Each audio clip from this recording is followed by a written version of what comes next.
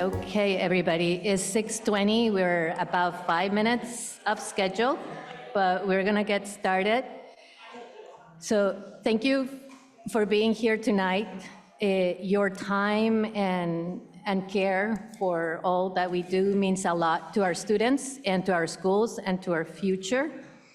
Tonight is all about a conversation. We're here to learn from each other, share concerns, and begin to understand how big changes in Vermont education system might affect us and how we can respond as a community.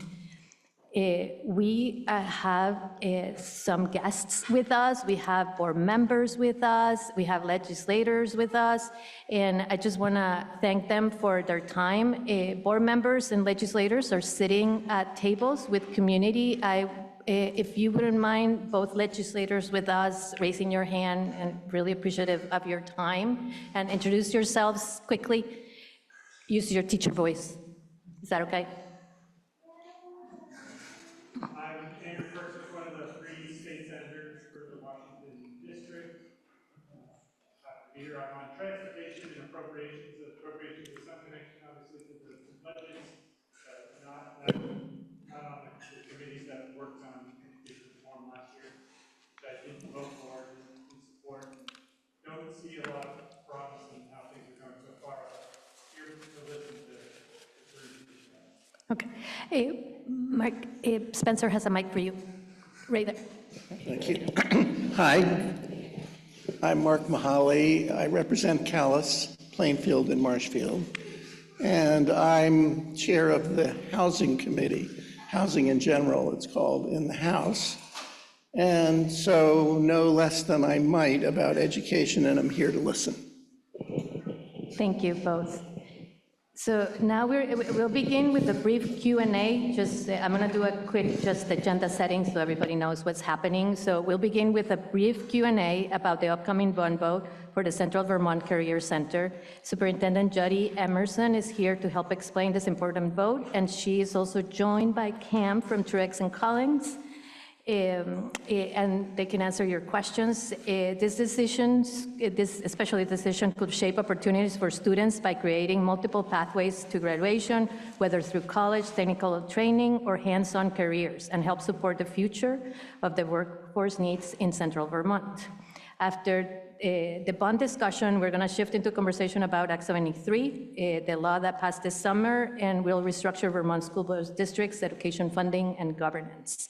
And as you know, that passed on July 1st. We're going to have Stephen Dellinger-Pate do a brief update, just a very brief update on what this means for our district. We have another representative with us, and we'll let you introduce yourself to David. That's true. You told me that you couldn't drive. Yeah, we'll let you introduce yourself. One minute.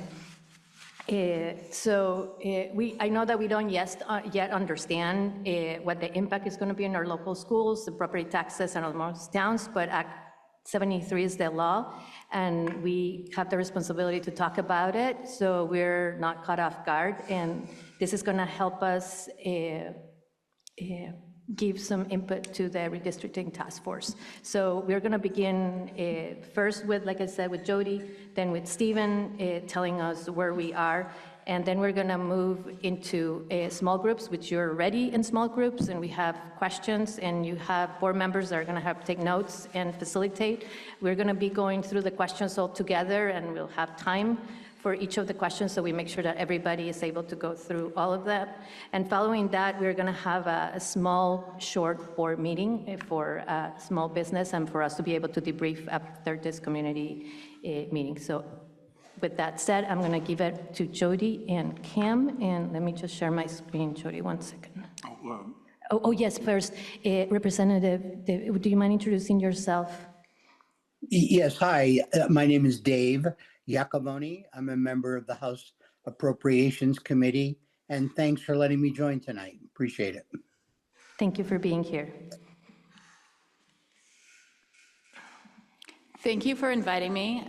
We do have a presentation that we've used in many different places, so if you've seen any of the recent interviews or watched any of our board meetings or the public forum last night in Barrie, this is similar, so I'm going to race through it and not take so much time as last night. But that will be available on Orca if you want to watch that later. So that's also part of the reason I want to respect the time that you have working together on what this might look like in our future schools.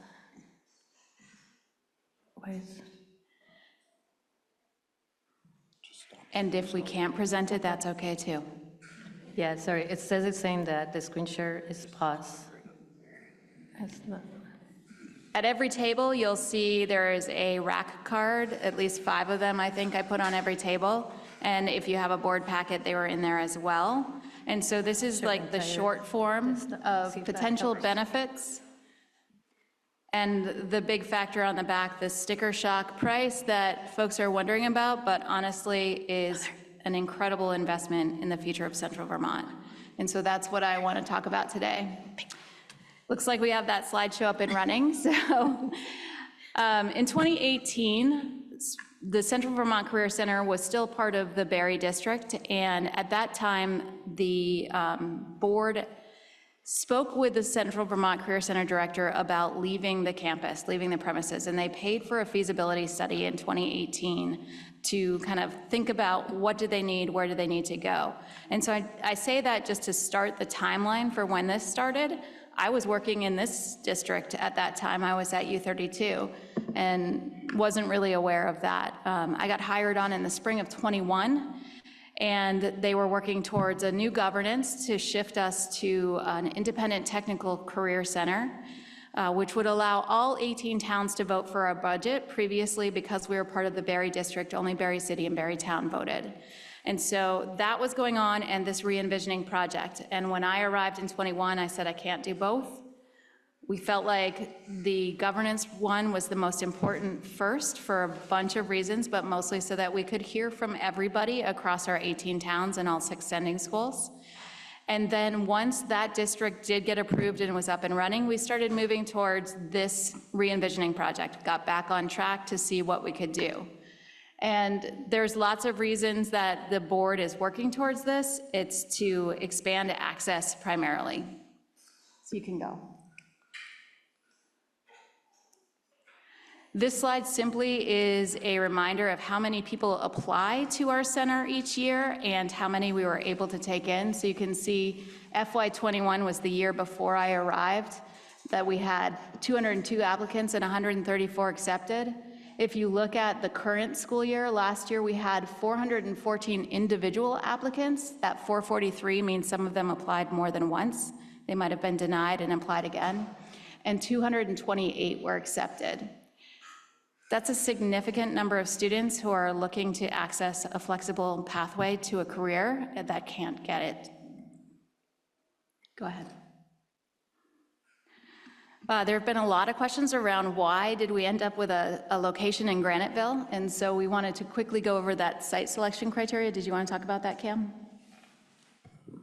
Sure, I can talk about this a bit. We had a series of selection criteria to try and filter out the number of sites that were available.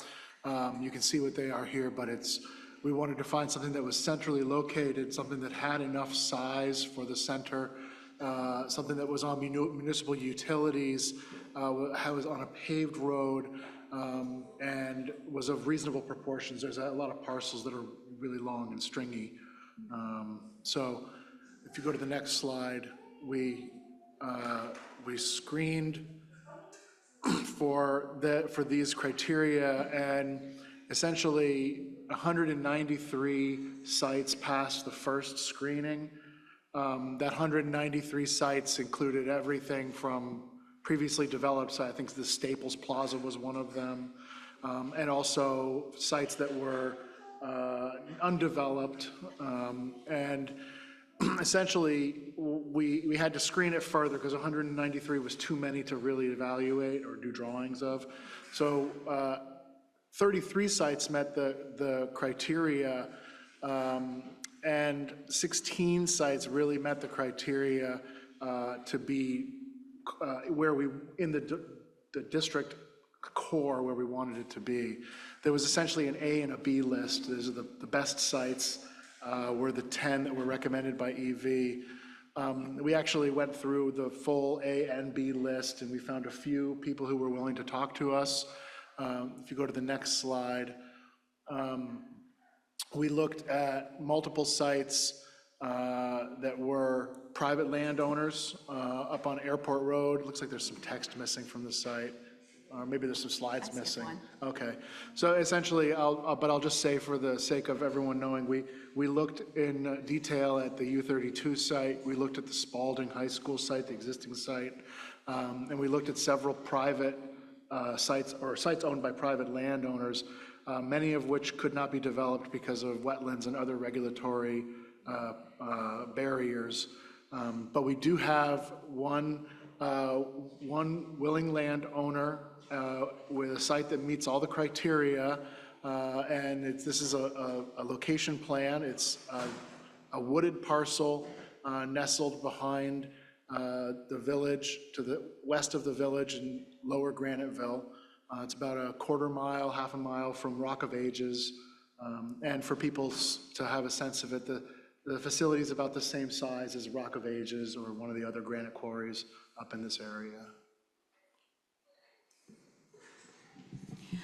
I only left 4 images inside of this, but the first is this is what you would drive up to see. This is the front entrance to the building, and then if you were to go through the doors of this, it has our cosmetology and culinary sections, which are where customers would come in.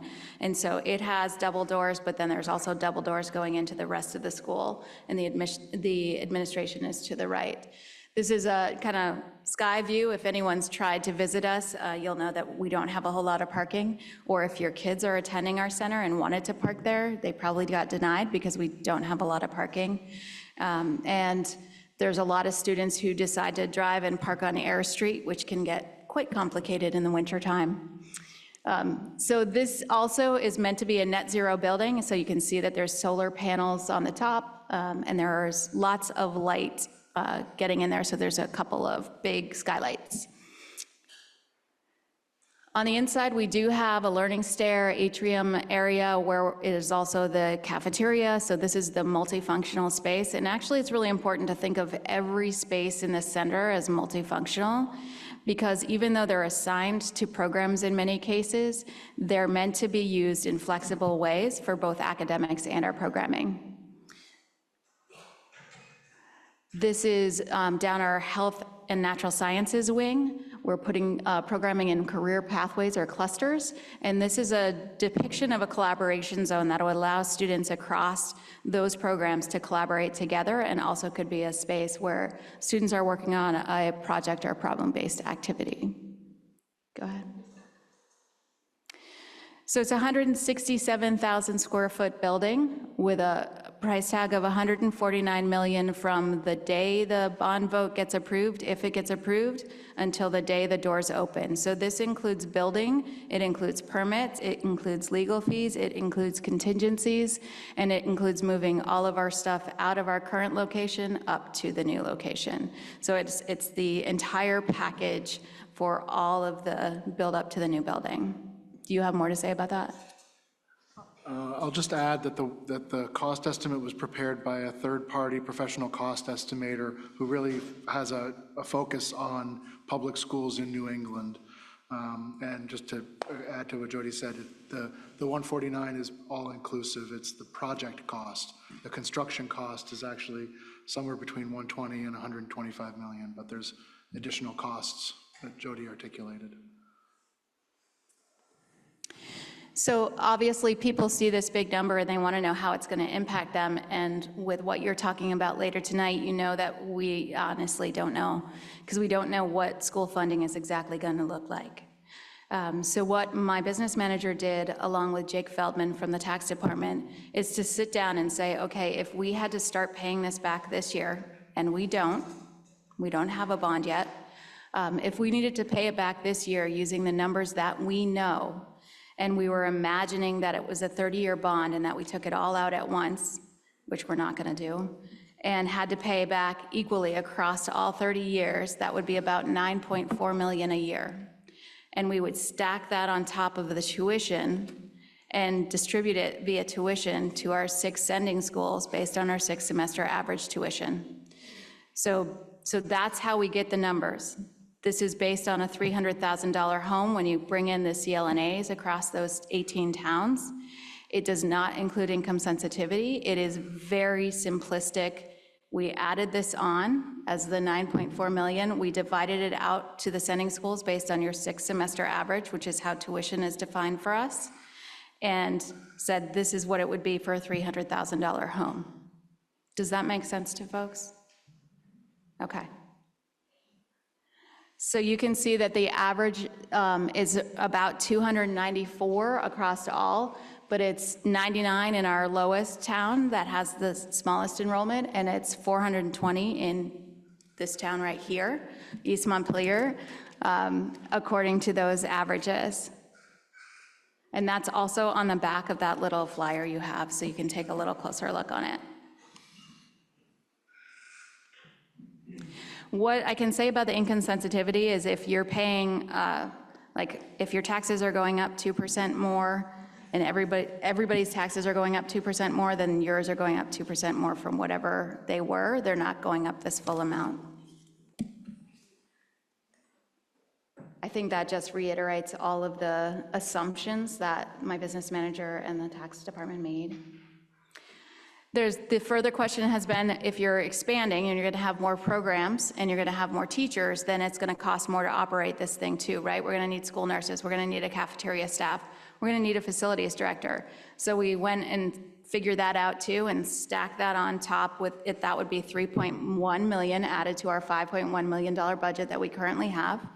And so that adds an additional 27 to 166 across those towns, if you're just stacking those numbers in the same exact way, thinking about that 3.1 million, dividing it out across the 6 sending schools on a 6-semester average, that is the operating cost of the new building with all the new programming, if we were open with that. Does that make sense? Great. Keep going.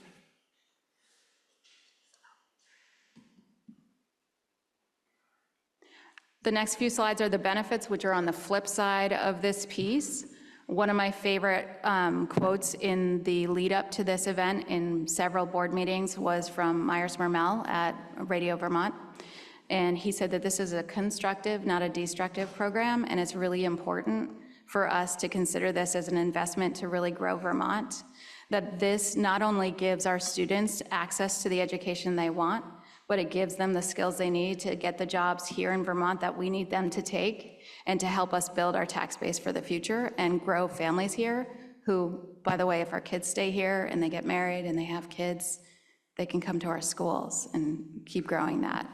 And so I really like thinking about that impact, but also the immediate of, we're not saying to kids, I'm sorry, we picked these 16 kids to be in our electrical program, and I know you had good attendance too, and I know you have all of these great things going for you, but we don't have any more space, and we're going to put you on a wait list. And this year we were able to partner with Randolph Tech and some of our students who are especially interested in electrical, because that was the most popular program this past year, to fill their electrical program too. So you at Washington Central have students who are getting on a bus, coming to U32, getting on another bus, coming to CVCC, and getting on another bus and going down to Randolph Tech, because that's how much they want to be into these trades and learn these skills. You can keep going through those. And the final one is, if it passes, what's next? But I have some upcoming meetings. You're on here because I used this last night. I'm going to hang out at the Waitsfield Transfer Station on Saturday from 9 to noon, if anyone wants to drive a little further with your trash. I'll be at the Twinfield Board meeting next Tuesday. And our bond vote is November 4. We will not know the outcome until November 6 because our votes are commingled. And so on that day, we will learn how many yeses and how many nos. It's a simple majority vote. So we won't know what towns voted how. If it passes, then we will start with the building design and permits, so really dialing in that design, because right now what you saw was concept design. And building construction would start in March of '27 and complete in the spring of '29, and we would open our doors in the fall of '29. If it fails, the facilities committee will go back to the drawing board and think about whether or not they want to try again and what that might look like in March, or if that they need to step back and wait and see what happens. So questions?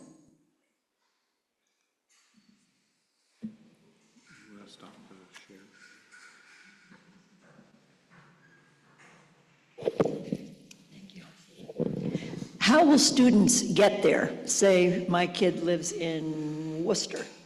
How do they get to Granite, to the new Granite site?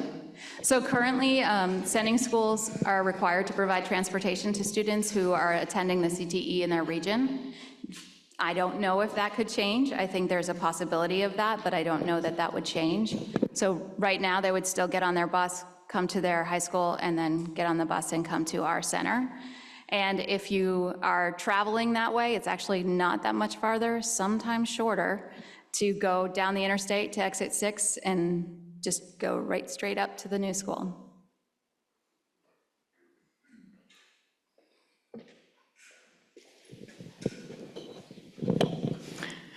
I'm Edie Miller from East Montpelier. I'm wondering, this is your effort to go forth with this is complicated by what's going on statewide. How are you working with that effort, which I find difficult to imagine, to tell you the truth? And how can we know the impact on attendance at the high schools within the CVCC union, the 16 towns? How are you looking to balance things? There are so many efforts going on at once. I guess that's what I'm asking. There are a lot of things going on at once. What I think I can say is that the Central Vermont Career Center School District will not exist after whatever happens. That we will be part of either a regional district with all of you, potentially, or we will be part of a statewide career and technical education district, one or the other. And so this is the opportunity for our board to put forth what they think our students really need. And if it doesn't happen, which is up to the voters, then we will need to put those plans on a shelf while the new district, whichever it is, whatever they are, build themselves, create whatever they need to, and then start to prioritize what needs to happen within each of those districts. Yes, if we open a new building, there will be potentially less students across our sending schools because those students will be coming to us. And that may be something that helps with the discussions around merging a high school.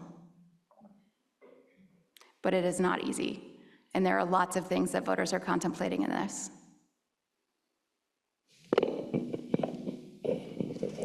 Hi, Michael Duane from East Montpelier. I had a similar question to Edie Miller's. So if less students are going to be at the sending schools and going to the tech center, what are the tax implications of those sending schools having fewer students in their schools?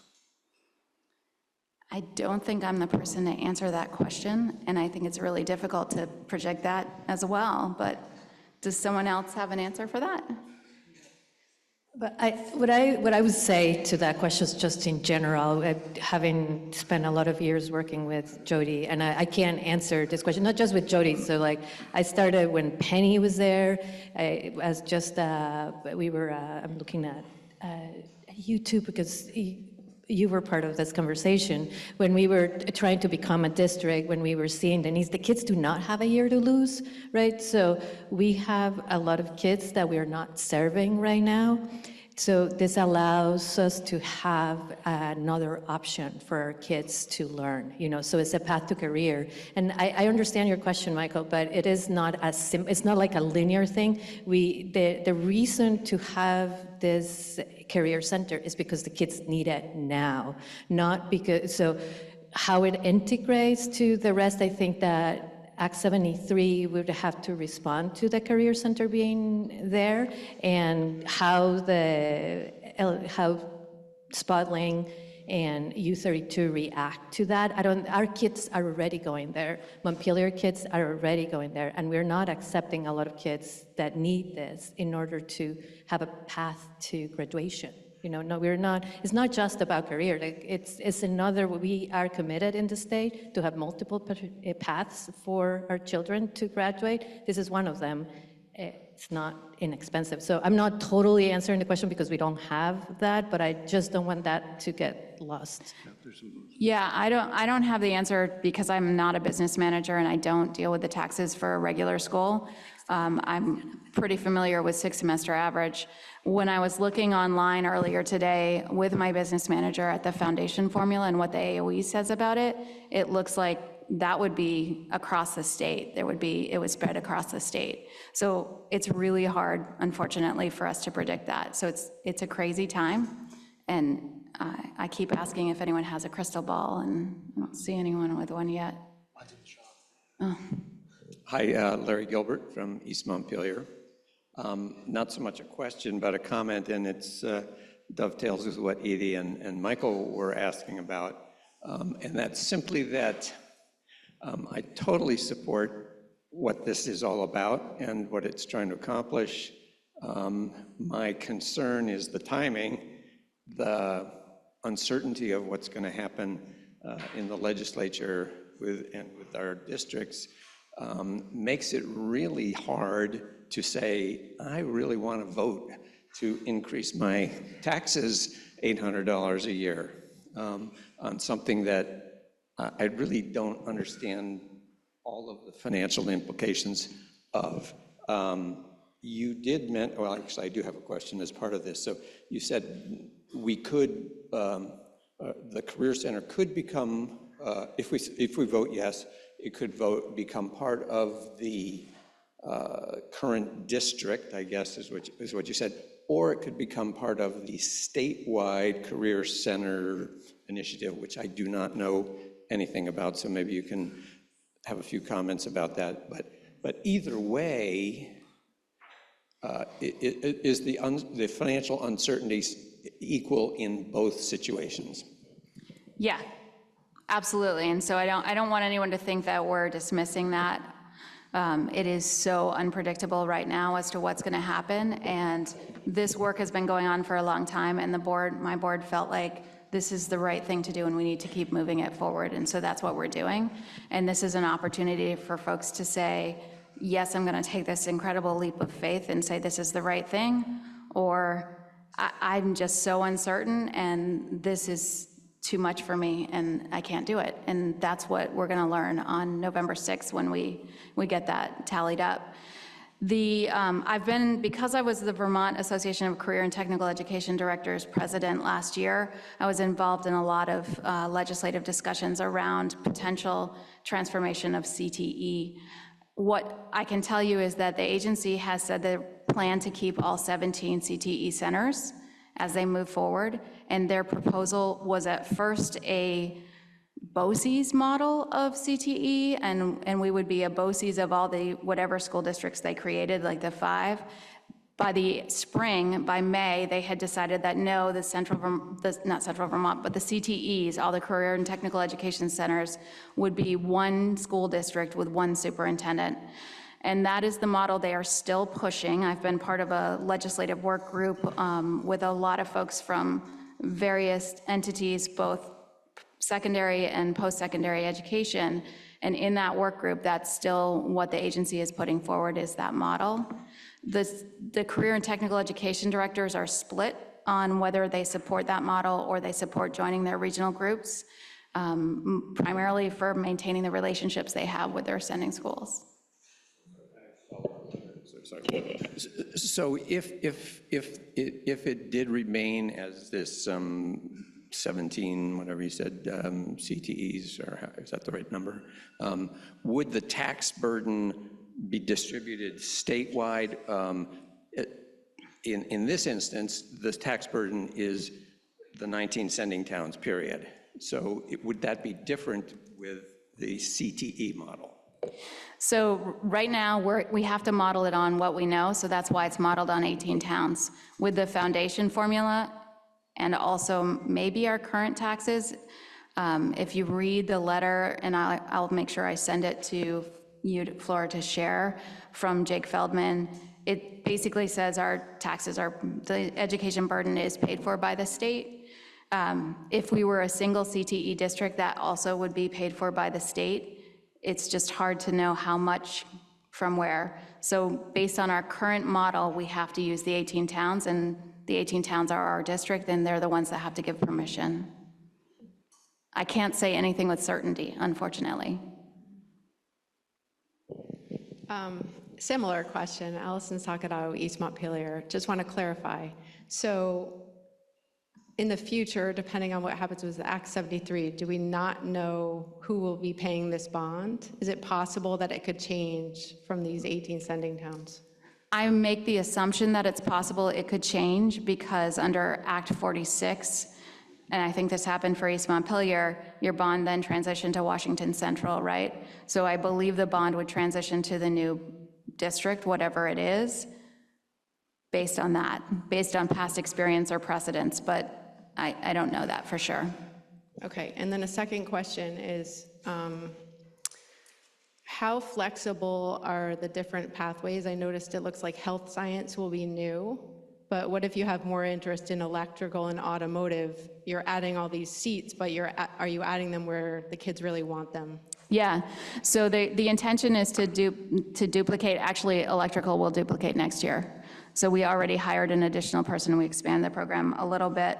We have them co-teaching so that we're training our teacher for next year so that we can have 2 full programs next year. So we will duplicate electrical, plumbing and heating, building trades, potentially automotive and medical professions. Those are the top 5, but we'll keep watching the data to see where students are interested in. We also are hoping to bring in some new programming, and these are based off of recent comprehensive local needs assessments that we have done, and we are in the midst of that again this year, so it could be shifted a little bit. We still have a little time to be able to play with that before the final designs. So we would be adding animal science. We would hope to return natural resources, an early education piece, which we're talking about a potential partnership here. We would like to bring in advanced manufacturing, a business, IT, or cybersecurity, and potentially another transportation segment. Yeah. Emily Levin, East Montpelier. I just have 2 really basic questions. The first is the tax impacts. The operating tax impacts would be on top of the bond tax impacts. So for East Montpelier, it would be 420 plus 166. Is that how to interpret that? Yes. Okay. And then the second question I have is, maybe could you just give a summary of like where the current tech center is? Like, I don't actually know much about the current facility and where it is, how it's lacking, like what is so bad about the current setup that we need a huge new? We are currently located at Spalding High School in Barry, and we lost about 45 parking spots to the stormwater stuff they had to do, so it took away all our student parking last year. If anyone followed when we tried to open our welding program, this is the 2nd year of our welding, we asked Spalding High School for space, and we're told there was none. And we looked at lots of different potential properties off-site and ended up coming back and bringing it to their board and finally getting that space. But every year I ask for space, and every year I'm told that there is none. So expanding there is not something that we can do in the spaces that they have, that they're using those spaces. And we did do a test fit, as Cam said earlier, and we would have to basically place an addition right on top of where our our parking lot for staff is, meaning that we would have to create a parking garage over where Spalding has their student parking. The school has not yet been tested for PCBs. It may not have anything, but there's still that potential looming piece of it. We pay a facilities use fee to them. It is in a flood zone. So there are lots of things that we need to think about if we're adding on and potentially developing there. And when the flooding happened in 2023, we lost one of the exit roads. We used to be able to go out West Patterson, and that road has been, as far as I know, permanently closed. And so that makes it sometimes congested there as well. So we've looked at it, and we do continue to try to expand, because I would like to expand our programming kind of incrementally on the way to the new building if we were able to do that. But there have been several barriers, unfortunately. Yeah. Sorry, I just have sorry, go ahead. Well, I just wanted to add, you know, the current facility is also 55 years old. And I don't want to get out over my skis, but the most vexing thing from a professional standpoint is that the property is in a floodplain. And so there are tremendous regulatory hurdles for expansion and retrofitting the existing facility as well. So I'm not sure that that's a cheaper or even feasible option, given the competing interests of parking, facility size, playing fields, et cetera. That makes me curious whether you considered more of like a satellite approach. Like, I wonder about locating some programs at U32, which is not in a floodplain, and it seems like some of our existing facilities have extra space, even if Spalding doesn't. Yeah, so those would also be under my supervision, and so I would need to make sure that I'm able to travel to all of those spaces and supervise those teachers, make sure that there's someone who can sub for them if they're unable to be in that day. A lot of logistical things. It's not impossible. I do wonder about, because you're responsible for transportation, if I have a satellite program at U32 and I have another one at Harwood and I have another one at Montpelier and I have another one at Twinfield, how do we get the kids around to all of those spaces, especially given the lack of bus drivers that we have now? It's not impossible, and I don't want you to hear me saying that we wouldn't consider that. There are a lot of logistics to that as well, and so we would need to think through those. I would also have to fingerprint your people, get all their stuff for my people.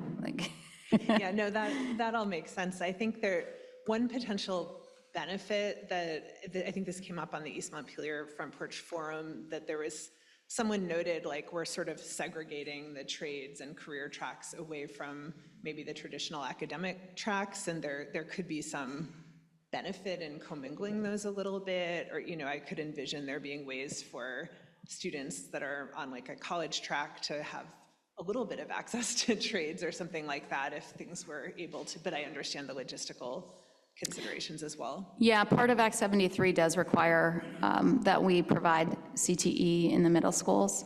And so I think that's one of the reasons that the agency is really pushing for the centralized career technical ed district, is that we could collaborate together to develop that curriculum and access for middle schoolers to see and explore a little bit. And so that's one component of that for sure.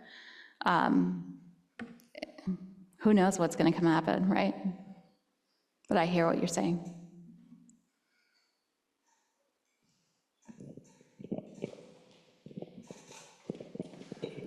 Hi, I'm Ann Gilbert with East Montpelier, and I think this is great, and you've done so much work in preparing all of this, but I am a little concerned about these words you've used, like sticker shock and financial uncertainty.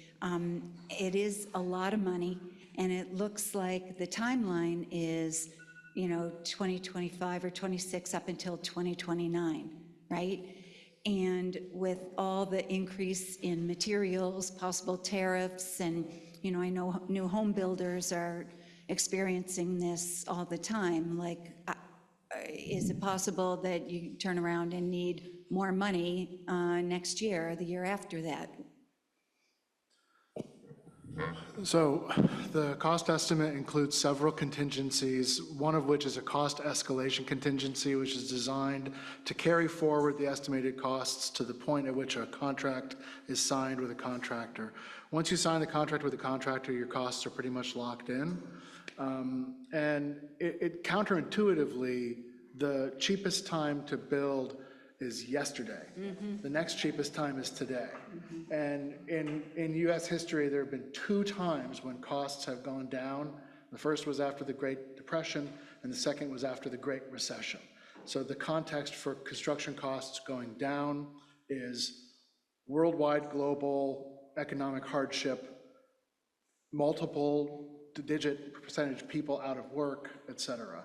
So there actually is some urgency to build sooner if you want it to be less expensive.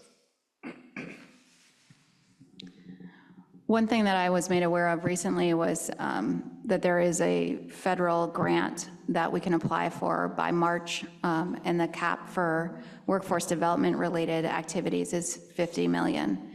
And so what I have been sharing is that just if the bond passes, we're not going to celebrate and forget about it and just say we got the money, but we're going to keep looking for opportunities. We visited schools in Maine, and they were sponsored. Their programs were sponsored by tool companies, like Makita sponsored their electrical program. And so that's something that Vermont hasn't done before. Maybe it's time. And a lot of people have reached out to me and said, what about Mike Rowe, Dirty Jobs? I have reached out to him twice. I haven't heard anything yet, but I will keep looking for those things to take that burden off. And so applying for, and if you find things, please send them my way. Okay, good. One other thing, and that is there, I don't know, a plan B? If this doesn't pass, do you have an idea of what you would cut that would maybe make it pass? I mean, I don't remember how long ago this was that I think when U32 was being redone, the pool got cut, you know, and here, cut the gym. Oh, okay. That is actually, the cut is the gym. Yep. It is. So we're intending for this center to be full day. So right now we're full day for a CTE, which is a 4-hour program. And then we have the kids for lunch, and then they go back to their sending school to finish out their day. This is meant to have the students all day. And so that's why there is a gym, because we would have to cover all proficiencies, including PE. And so that would be the cut there, which then begs to, do we get them outside in that 27 acres and doing activities out there for that PE? Or is there still some partnership that would need to happen?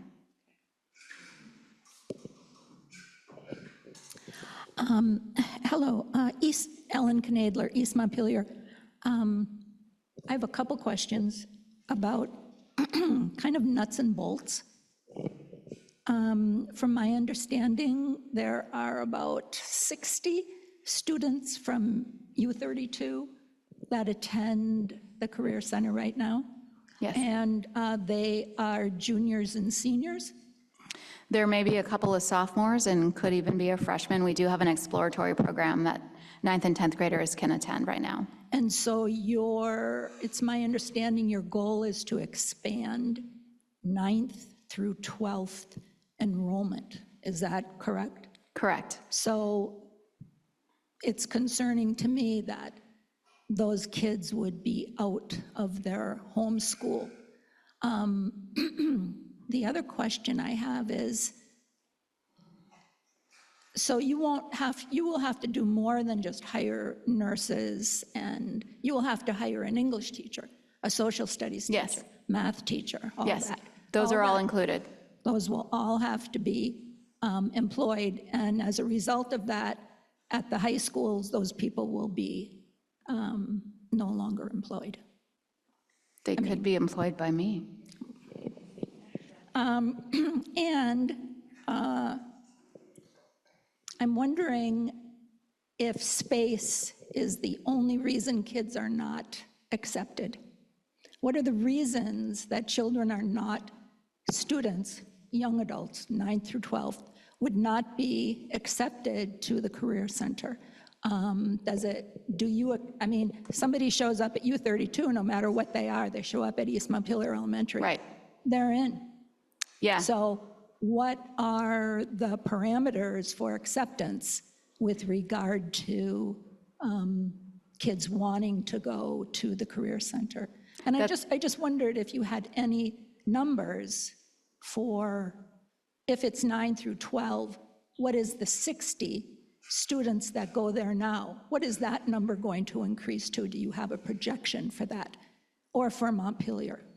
I think what we did in the projections is just assume like an equal percentage to each school. So if U32 is sending me 30% of the kids, that we would maintain that they're going to send me 30% of the 450. That's a really simplistic way to look at it, but that's how we stack the numbers, right?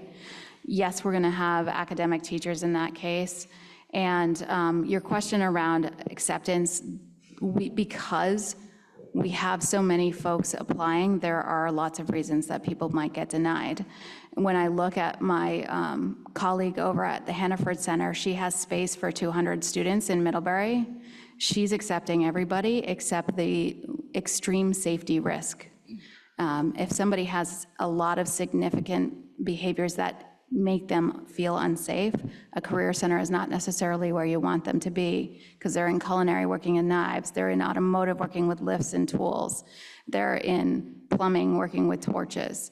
So you do have to think about safety, and every student in any career technical education center has to pass a safety assessment to stay in the program.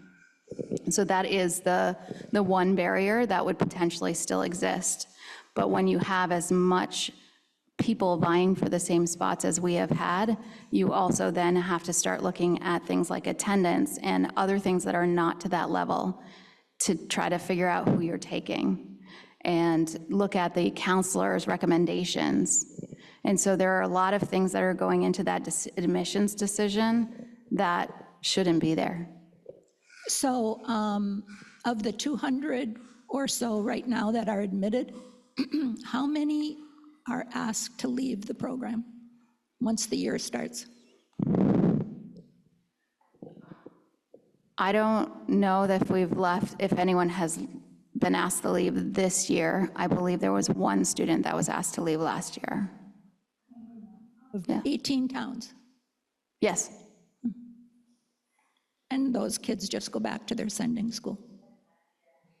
Yes. Okay, we're going to try to wrap up the career and technical education fund so that we can get into Act 73. Unless there is one last question, we're going to try to shift the meeting to that next section. Okay, I'm not seeing any hands up. Jody and Cam, thank you for being here. This was really helpful. Hopefully everybody got their little brochure, and please vote. And I don't know, anything else that you want to say, Jody? Thank you for having us. Thank you for your wonderful questions, and I appreciate the work that you're going to keep doing here tonight. Thank you, Jody. I would like to clarify what our enrollment actually is so that people are aware. We have 74 students who attend career centers, one in the Burlington Career Center. 49 of them attend CVCC with Jody, and we have another 24 students who attend Randolph Tech. So those are in 10th, 11th, and 12th grade for our students.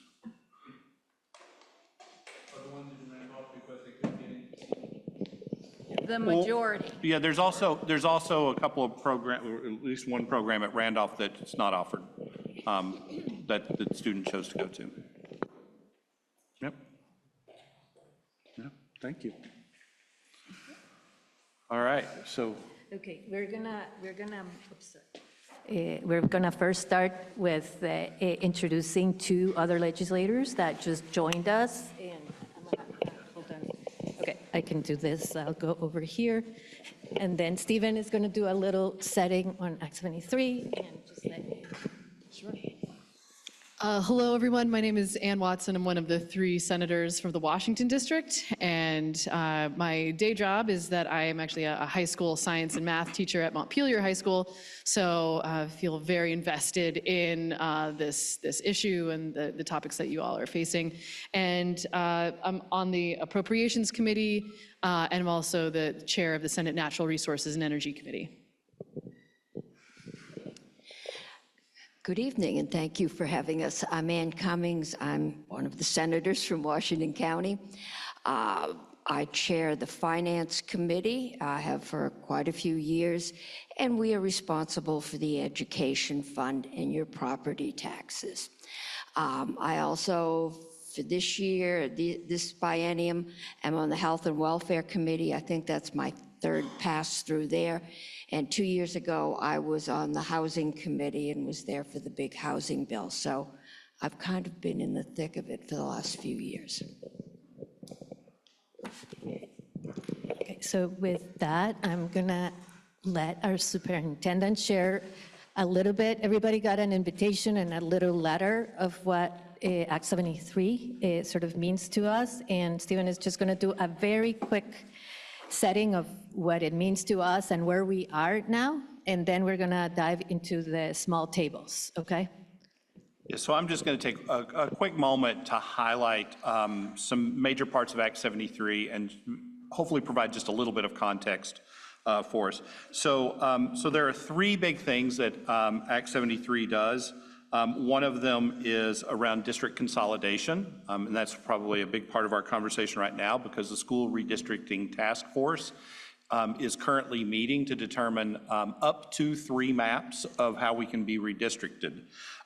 So just for context on that, they are looking, as part of their charge, to create districts between 4,000 and 8,000 students, pre-kindergarten through 12th grade.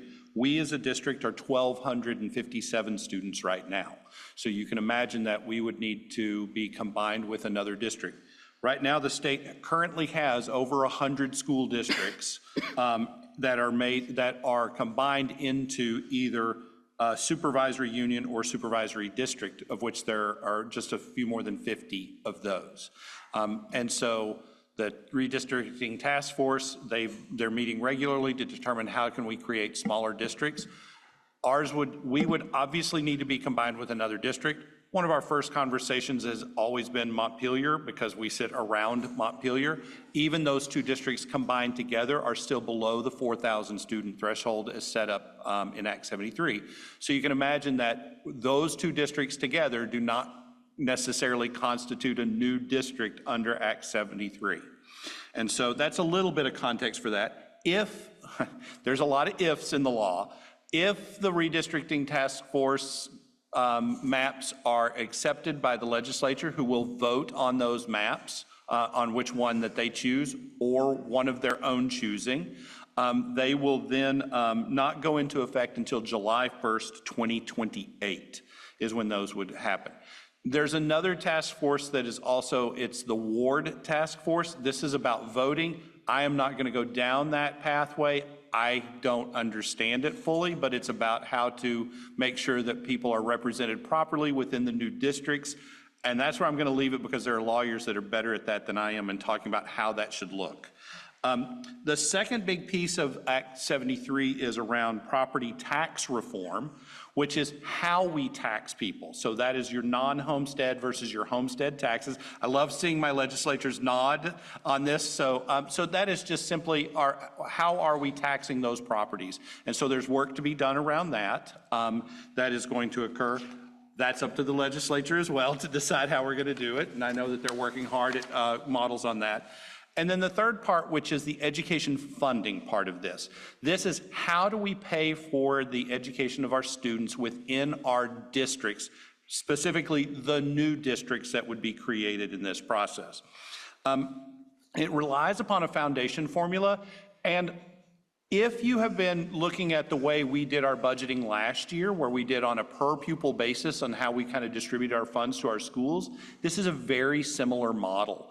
So the state would provide funding per pupil to every district that would have a base amount. So every child has this amount of money that they start with. And then based upon additional needs of kids, so whether that is poverty, multilingual learners, any kinds of additional needs that may be categorized for kids, special education needs, all of those would be added funds depending on the needs of those students.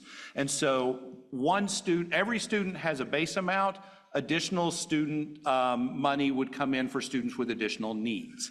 Now, Here's the thing to recognize about this is that this funding formula isn't fully set at this point in time because there's a lot of tax implications and other pieces that go with it. For us, we are typically a higher spending district, which means that if this is an average across our state, there is a high likelihood that we would have less per pupil overall.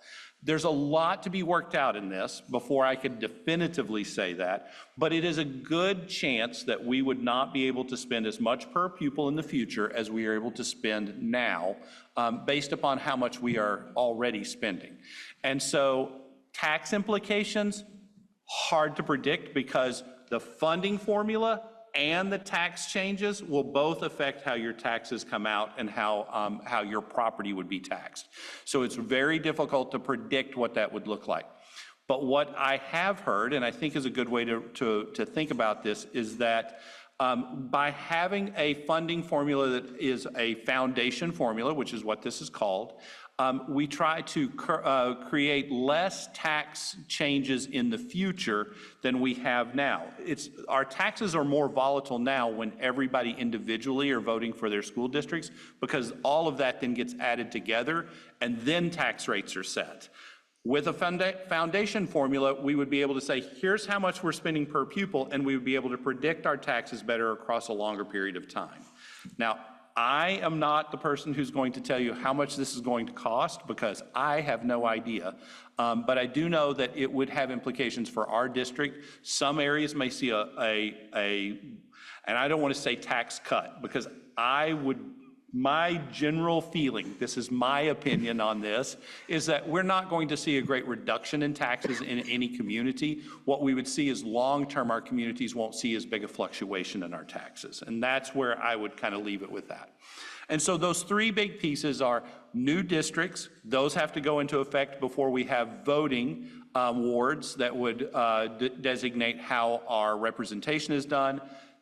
Our taxes would be figured differently on our homestead and non-homestead. And then third, the foundation formula would then be put in place, which would tell us how much money would we be receiving per pupil for the entire district.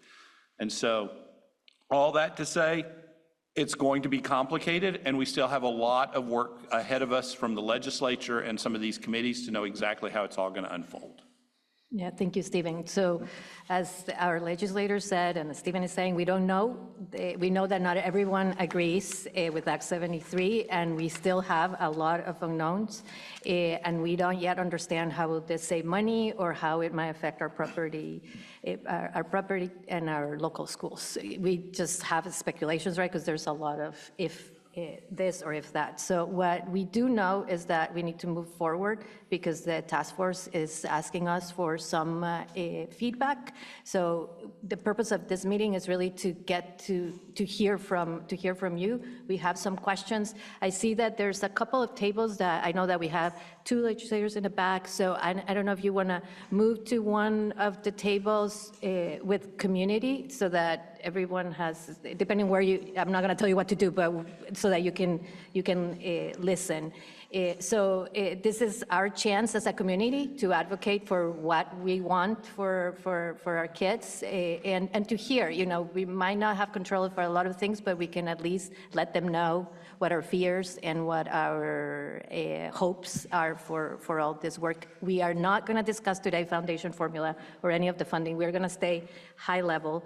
So the questions are very much similar to what the task force was asking in a recent survey. We try to compress them. So we have about 5 to 6 people per table, and looking at the time, we're gonna spend about 5 minutes in each of the questions as a group, and then we're gonna come back so that your recorder, you have 1 board member per table. I'm gonna be timing the questions so that we make sure that everybody gets through all of the questions, and then we're gonna come back as a group and report back. Most tables have 2 board members or 1. Your board member will report out and will be listening, and you have your legislators here too who are also part of the conversation. So with that, Spencer, yes, questions? I just one more question, maybe Stephen can or cannot answer this. Again, Michael Duane from East Montpelier, trying to read and keep up with this. Do you have any idea what's being said about folks saying that the local school districts, whatever they are, aren't going to vote on our local school budget? Oh, this is a really good point. The education fund would be a statewide legislative decision on how much is spent, and local budgets would not be voted on. It would be, the foundation formula would create, the legislature would set that number that is in the foundation formula. Local boards are not voting on their, they may vote on how they spend the money of their budget, but they would not be putting, the boards would be voting on that, but the townspeople would not be voting on the budget. The townspeople would not be voting Yeah. on the school budget. That's correct. Correct, yeah. And we're going to have time for what else after we're done with this few questions in the meeting. So let's move into the first question, which is, what are the strengths of your current district as you see it?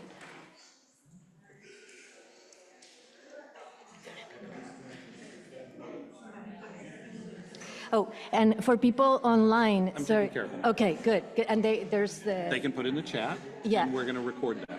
Okay, and we have Michaelan and Michelle are there to be with them and ask the questions, so we can All right, so yeah, if you want to make a room for them. open up and talk with any, we've got Julia and Michaelan. We have Michaelan and Michelle there. Oh, and Julia's there as well. Oh, Julia's here. Okay, I didn't know if she was teaching today. Hi, Julia. Okay, Julia. Yeah, and Michaelan, are you there? And Michelle, do you guys have the document? I didn't share it with you. And I put the question in the chat as well, so that we have that. People can respond in the chat if they would like to.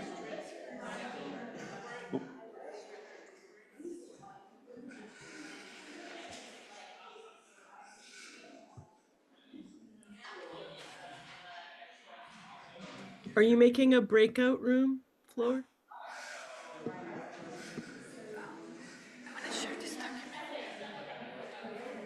I think they're thinking that everybody don't need a break, like that everybody just in Oh, the we're meeting already online. here. I We see. can unmute. Right. Yeah. Yeah. If you don't want to type in the chat, you can unmute. We'll take notes. And we have Representative Iacovoni in the group too. Oh, Correct. good.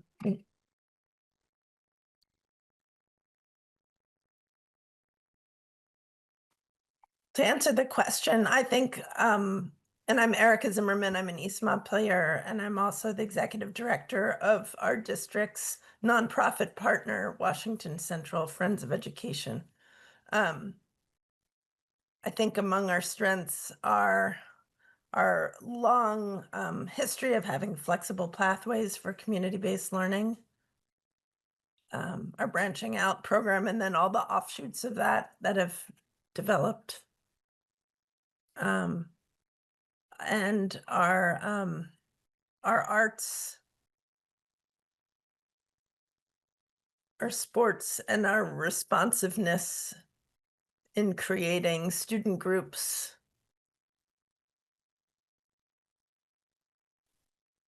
And finally, the sense of caring that we have between teachers and their TAs. Which we have the long history of having a TA system that goes all the way through U32. So you're saying with the same teacher advisor every year. Thanks, Erica.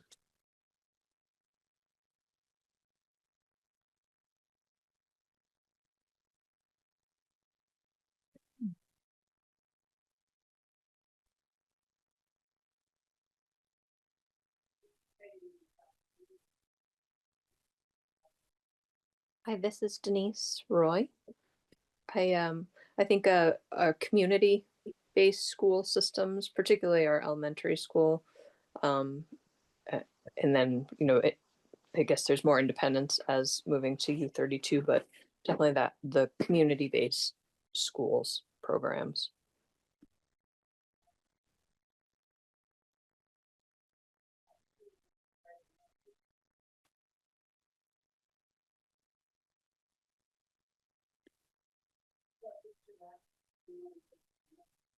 Hi, this is Patrick Wood. I'd just like to second both of those comments and the focus on the community-based schools.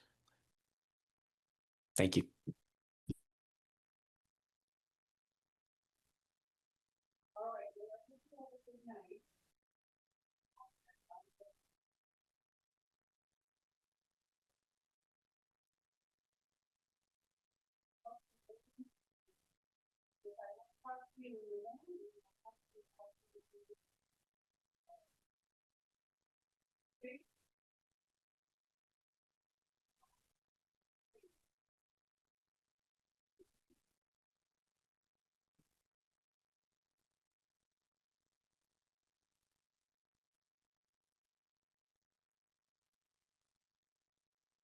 I wonder if the board members would share what they feel our strengths are.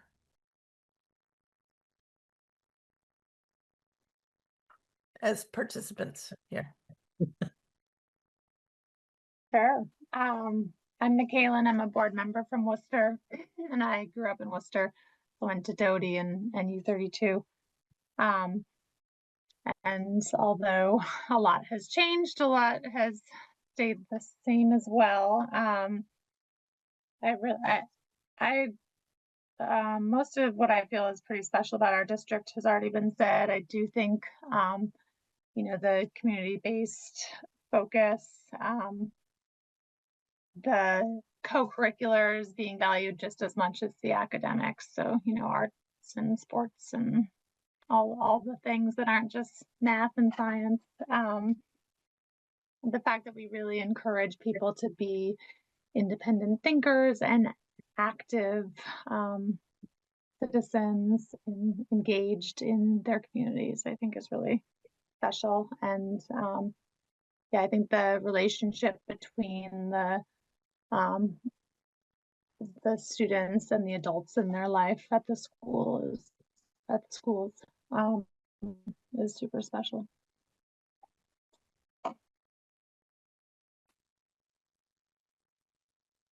I would agree with all of that.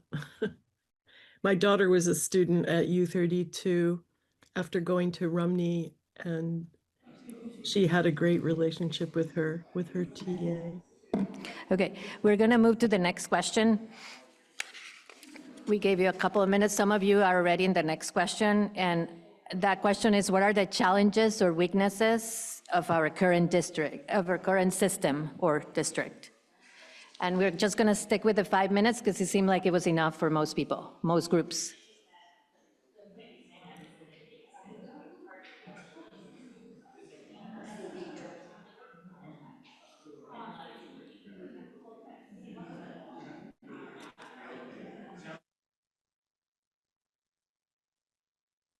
Anybody want to jump in on this one?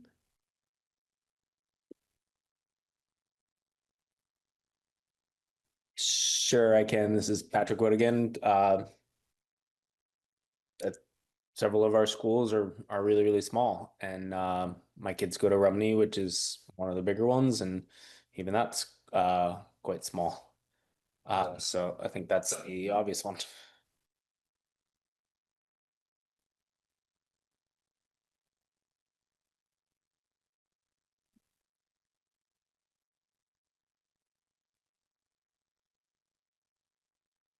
This is Dave Iacoboni. May I jump in? Sure. One issue I've had around small schools is if we're part of a district and the district collectively says, ABC school, we just think you're too small to be viable. We want you to close in another year. And some have suggested that before that happened, the community where the ABC school is should vote on that. And if they agreed, so be it. But if they didn't, it would in effect veto the district recommendation or decision. I don't know if there's been conversations around that or not, but my understanding is the law says that the commission will try to consider a way to allow for community input. So I just put that out there. I know it's potentially controversial, but isn't it all? That certainly sounds like a lot less voice than we would have in the current system. Well, if you actually would have just as much, wouldn't it? The small community would be able to, their recommendation would rule. So wouldn't that be at least the same amount of voice? This is Patrick. I'll chime in and I'll say, Dave, the way you described that the first time, I agree with whoever spoke up that the way you described it the first time sounds like the community, their voice would be considered at the legislative level or in a much larger school district. I would think that would be considered very minimally. That's just, maybe I'm cynical, but that's just my expectation. So to me, it doesn't sound at all like the same degree of weight given to the community. Thank you. I wasn't clear then. So one suggestion was that the community ultimately be the final determination. With our current articles of agreement, the single town in which the school resides, in the case of our elementary schools, would have to vote to close the school.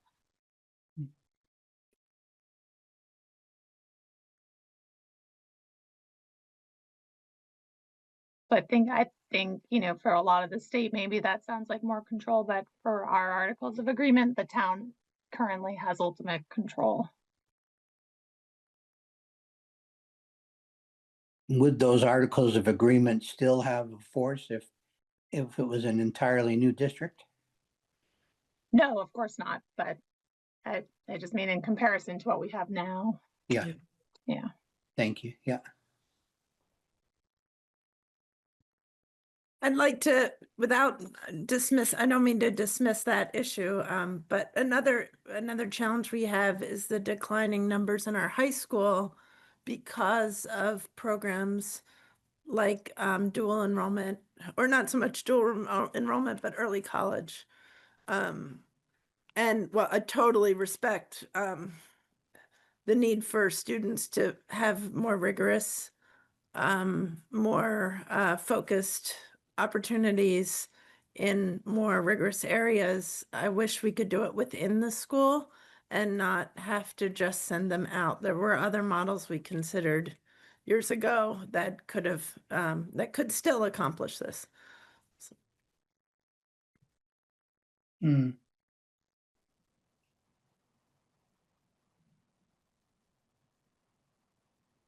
This is Denise Roy. I think our geographic dispersion, I guess. Okay, everybody, we're going to move to our third question to make sure that we cover everything. And the third question is, what opportunities do you see as a member of a bigger district? Denise, why don't you finish your thought first? Sorry, trouble with my mute. Just how we're geographically spread out. So providing for students that are far end of Worcester and far end of Berlin, just geographically spread out for transportation. Not probably as much as other districts, but it always is a concern as far as busing and transportation and distance to be able to get to schools. Yeah.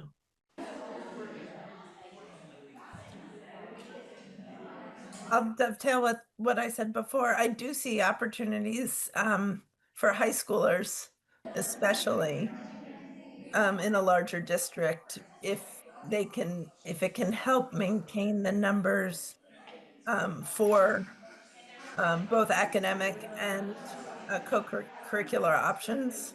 As our numbers have declined in our high school for the juniors and seniors, it really cuts back on what's offered at those. Well, it could really cut back on what's offered at those levels. But if we could merge high schools, it would allow for more specialization or more advanced learning in certain areas. Lots of other things too. And it could potentially change how we offer some of the technical programs. Though I didn't hear that mentioned earlier. So that I see that opportunity for the high schoolers potentially. I don't see that having a parallel for the elementary kids. Mm. Thanks, Erica.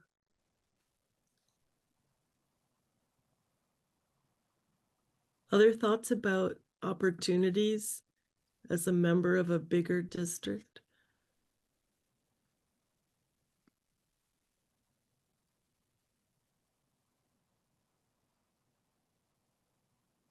I think there would be could be opportunities for programming.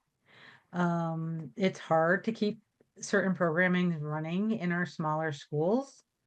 I also see opportunities socially for some of our students as well, because they have more when you have, I know it's nice having like class sizes of 10, but when their class size is a 10 from K to sixth grade, they are not always friends at the end. And sometimes there's students who feel left out.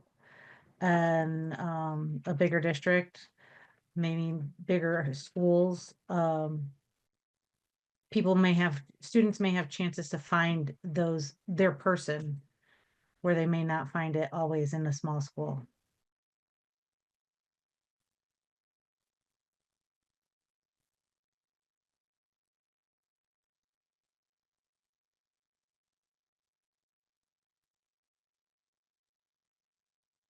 I don't want to monopolize it. I just want to raise the question. I don't know how elementary schools would, like, I think if we could preserve foreign language or reinstate foreign language in elementary schools and have more viable early childhood programs and all sorts of things that are, well, more than vulnerable have been cut in our district because of numbers.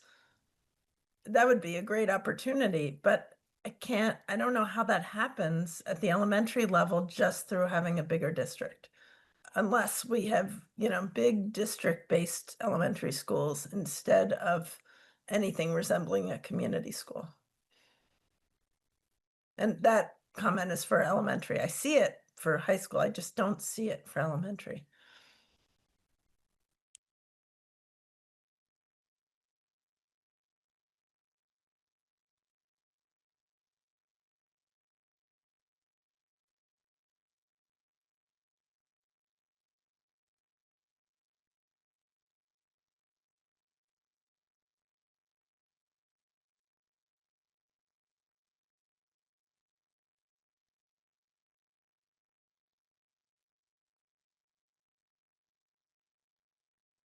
Any last comments?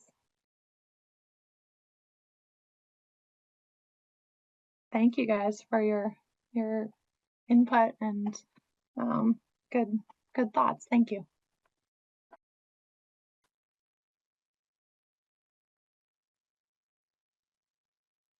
Are you going to report out, McKellen? I can if no one else is planning to. I took lots of notes too. It's going to take We forever. could split up the questions. That's a good idea. Okay, we're going to move to our next question. So we're in question number 4. Maybe you guys, I'm seeing everybody in Zoom, maybe you guys finished already.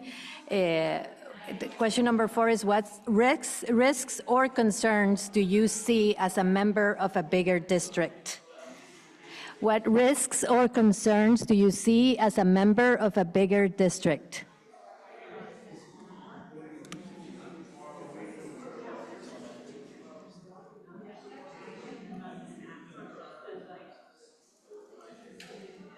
I don't know why I assumed we were done. What's that? I guess that's ours. I don't know why I assumed we were done. I guess I thought there were 3 questions. I don't know thought we why. were stopping on a positive note. I know, right? All right, so on to risks and concerns. Can we mute the, oh, there it is. Yeah, good. Yeah, that was terrible.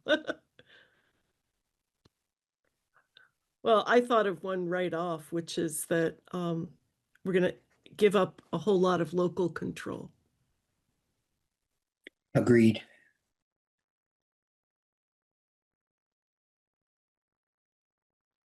I have concerns over how the superintendent will be selected, and I think it's really important that that is done thoughtfully and with the voices of all communities, rather than just automatically going to one of the existing superintendents that's interested in the job. I think that would be a big mistake.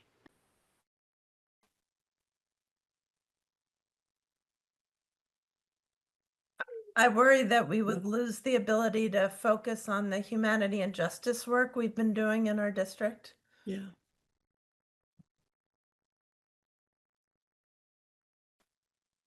Because other districts might not be focused on that so much, Erica, is that what you meant? Yeah, well, and the overall, it would be more of a government entity, and in this climate, we would lose our local control over values. I don't know, local control, local opportunity with values. Yeah, yeah. Go just, sorry, my dogs are barking. We can't hear them.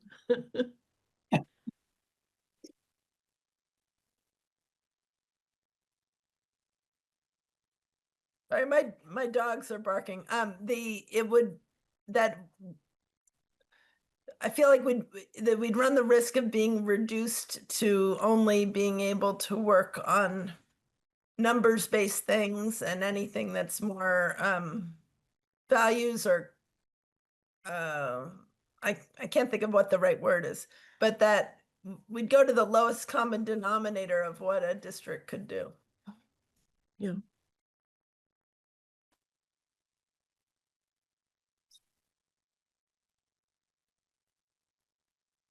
This is Denise Roy. I worry about losing the community-based schools, community-based programming.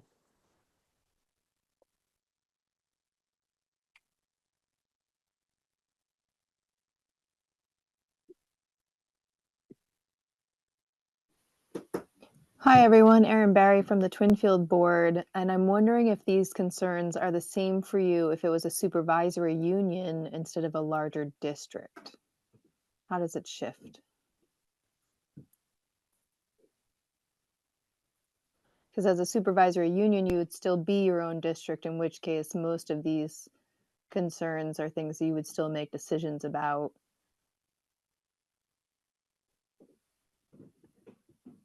It would be a smaller scale, right? Well, it would be multiple districts under one supervisory union instead of one district, which would have one central office and control all the school buildings within whatever the boundaries are. But if you're your own district in a bigger supervisory union, then you have your own school board, you have your own kind of community voice, and the central office, still has to answer to you. It's not completely outside building.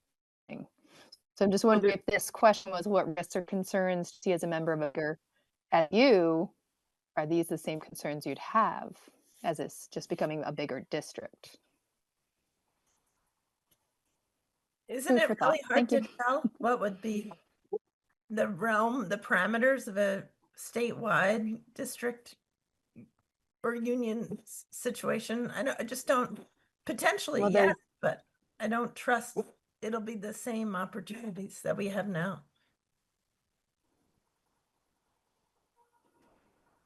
That the supervisory union would be different than a supervisory district. Yeah, so we're off on a different question, really. Right, I was just wondering if Okay, now we're going to move into the last question in the small groups, and then we're going to move into the big groups. The last question says, what other districts might you want us to investigate for possible consolidation? What other districts would you want us to partner with if you could choose?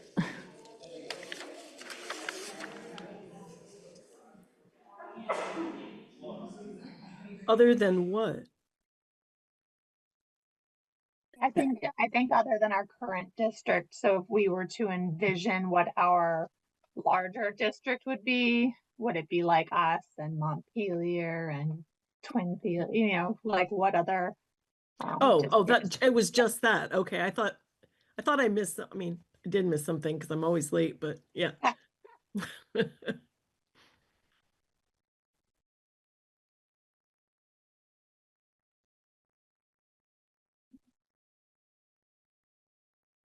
Anyone want to weigh in? Well, what used to be Washington Northeast Supervisory Union, what's that district now, Aaron, called? Well, Twinfield is still its own district, but we're in the Caledonia Central Supervisory Union, Which goes includes Danville and Cabot. Walden, Barnett. Some elementary schools that are scattered about, yeah. There's 7 schools and 5 districts under the one supervisory union over here. The Caledonians, I should have known that, yeah. Caledonia Central. Yeah. So the redistricting task force does have a map where you can click on all the different districts and kind of make a bigger one and see the numbers per district right now. I don't know if anyone else has played with that. But it goes out Barry to Stowe down to Warren, and we barely make over 4,000. So I mean, it's not just the 1 or 2 other districts right next to you might want to work with. If it's going to the 4,000 to 8,000 pupils, then it's it's like countywide. Yeah.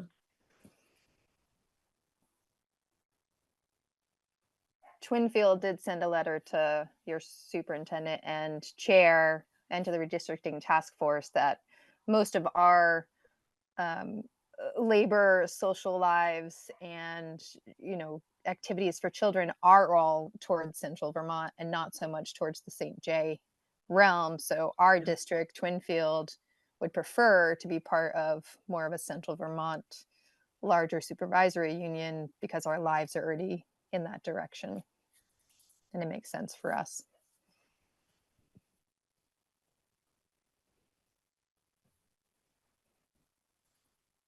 Someone just commented, Stowe's tax base sure would be nice. I agree. All right, so Montpelier, I mean, I threw out Montpelier, but I imagine people are thinking Montpelier, Twinfield. What other schools / districts would people be interested in partnering with?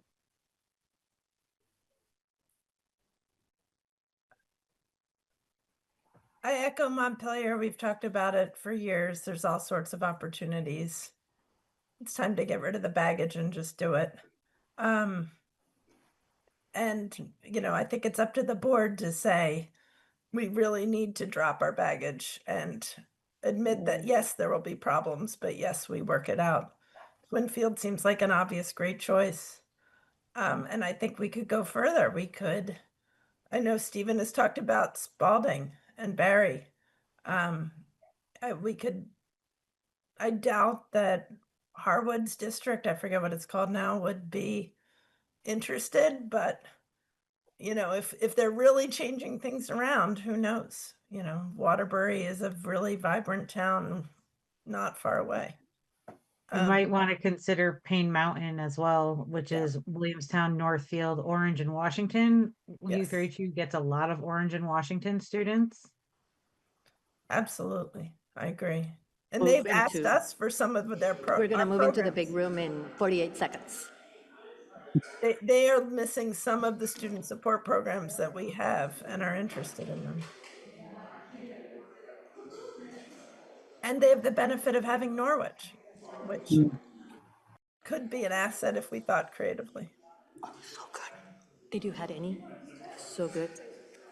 This is Denise Roy. I think it's probably worth looking at where particularly our high school students are coming from already, that we're seeing students who want to either have access to our district and where that's coming from. So that would probably be a good start as far as a clue for families and where their interests are and connections are.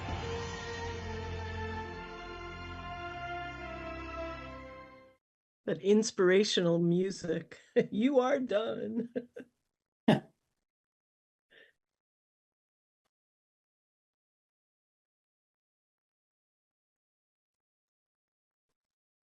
I would just extend the invitation if anyone wants to attend our board meeting on the 14th and give your 2 cents about Washington Central and their interest in Twinfield. You're more than welcome. Thank you. We should really be sharing information across districts. We're also hosting Jody from the Career Center again. So.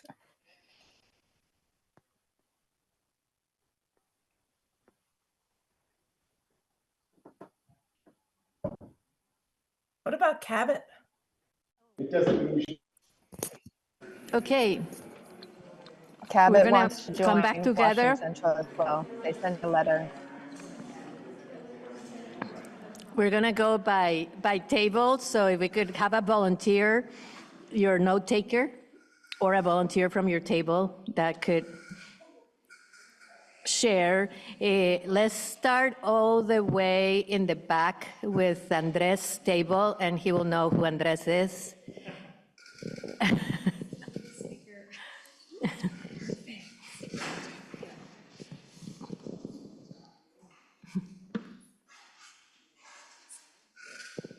For question 1, Flor? Yeah, you can do a summary of all the questions. Is that, go question by question? Okay, so our table had a good conversation about all of the questions. Some of the strengths of our current configuration is that we have really strong teachers, systems of support, a sense of community, facilities, class sizes, and then again, community input. So we have a lot of things, a lot of positive things to talk about for our district. Some challenges of our current situation. Sometimes our class sizes can also be a double-edged sword, where we have insufficient number of kids in each class. Some partial FTE challenges, so those are staffing challenges, which manifest in partial classes, as well as people having multiple hats. We have the need for the board to be creative about budgets. We have a lack of foreign language in elementary schools. Opportunities that we see in a merger include more opportunities for education and culture. Lots of kids in the high school that would remain in high school instead of leaving the building for early college. Potentially greater social diversity. We would be able to potentially trim in admin costs and create some administrative efficiency. And then finally, I guess number 4 is risks that we see. Right now, all of our towns in our district have a school, and we feel like a risk would be that some of those towns might lose building. And we see loss of local governance. Per pupil spending costs could decrease, transportation costs could increase, and some possible loss of services. And then finally, we have a list of other districts that we might consider merging with or investigate consolidation with, is Montpelier, Roxbury, Twinfield, Hardwood, Northfield, Barry, all of Washington County, Cabot, and Stowe. Thank you. Next volunteer, Stephen, you want to pick? Go to Amelia.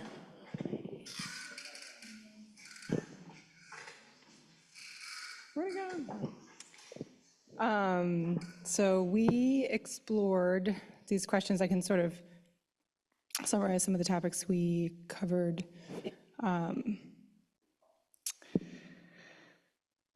On the first question, folks shared their strengths, including sense of community, mutual support, good representation for the school children. Students are known within the schools and don't struggle with anonymity. Children are connected in many ways to the community, balancing and addressing student needs with declining enrollment challenges. And for question 2, what are the challenges and weaknesses of the current district? Ongoing challenges to achieve equity and continue to challenge students' learning and achievement, sort of this ongoing balancing act. let's see, the school can be too small. Unused capacity seen as a weakness, and seen the need to utilize space and have to distribute resources to benefit all students. Question 3, what opportunities do you see as a member of a bigger district? More efficient commutes, sharing strengths and expanding creative collaboration, potential expansion of programs, more options that benefit more students in equitable ways, streamlined funding, operational efficiencies, and consistent service delivery, creating before and after school programming and daycare for small schools that may close. Question number 4, what risks or concerns do you see as a member of a bigger district? Easier for kids to get lost, negative impact that may occur for small towns that have potential school closures. It'll be harder to innovate in a bigger district. Staff may be much smaller, so therefore they will want all systems to be the same for the sake of efficiency. Potential lack of limits regarding how long is too long on a bus and for what respective age. Transportation costs, extended time for travel. And question number 5, what other districts might you want to investigate for possible consolidation, similar to your group, Montpelier, Twinfield, in emphasis on a great advantage with joining with Barry? Thank you. Stephen, maybe let's let the people online go after, just to, so that they're not feel so out of the space, and then we move into Michaelan or Julia or Michelle. All right, I'll take it, but you guys can chime in if you want to. A lot of similarities, but I'll just kind of go through what we talked about. Strengths of our current district, flexible pathways, community-based learning, our emphasis on the co-curriculars, humanity and justice, responsiveness to creating student groups, and cultivating student leadership, our strong TA system and the caring relationship between students and the adults in the building, as well as the community-based the elementary schools in each town. Definitely challenge of small sizes, especially in the elementary schools. Also decreasing numbers at U32 from things like early college have led to some decreased opportunities in terms of electives and some of the more specialized classes. Also geographic distribution, it makes a transportation challenge. Opportunities we saw, our group mostly saw it for high school, for maintaining current or maintaining numbers at the high school for if we were to combine high schools. This is for academics and co-curriculars, more electives, specialization, etc. Opportunities for programming, opportunities for greater kind of larger social groups, risks and concerns, giving up local control. There was a question as to how the superintendent would be selected, and that's kind of an important process, that we might lose focus on some of our more values-based work, like our humanity and justice work, and also just, the potential loss of community-based schools and programming. And I don't know that we had any other districts to add. We had Montpelier, Twinfield, Barry, Harwood, Payne Mountain, Cabot, and Stowe. Thank you. Okay. Dan. At the risk of repeating a lot of things, strengths of our current district included the fact that our 5 individual elementary schools reflect their communities so well. There's a continuity of structure in our district, and the relationships and geography between towns is well established. Our schools, particularly our elementary schools, have a socializing factor a positive socializing factor for the community members in those communities. We invest in our schools. U32 is an amalgam of different town identities and values in a really vibrant kind of way. We have diverse offerings. We have high retention of faculty. For challenges and weaknesses, there's a dissimilarity of curriculum in elementary schools, although less than before. And that the downstream effect of that is different stages of preparedness for the high school curriculum. Opportunities we see as a member of a bigger district, we struggled with this a little bit.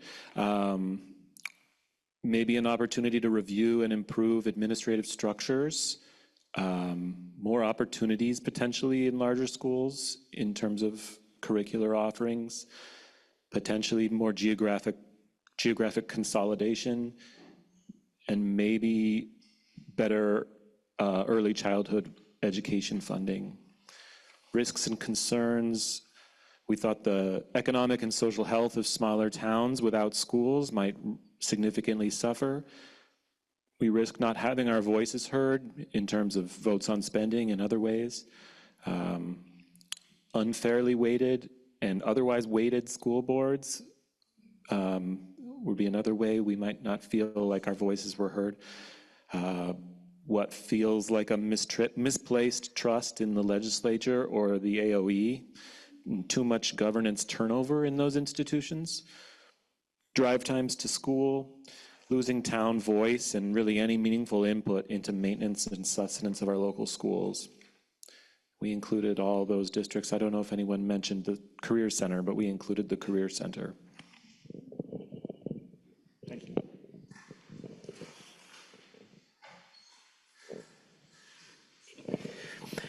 Okay, I'm going to skip some of the things we talked about that have already been said. And Natasha, you can chime in if there are things that you want to include because I am editing.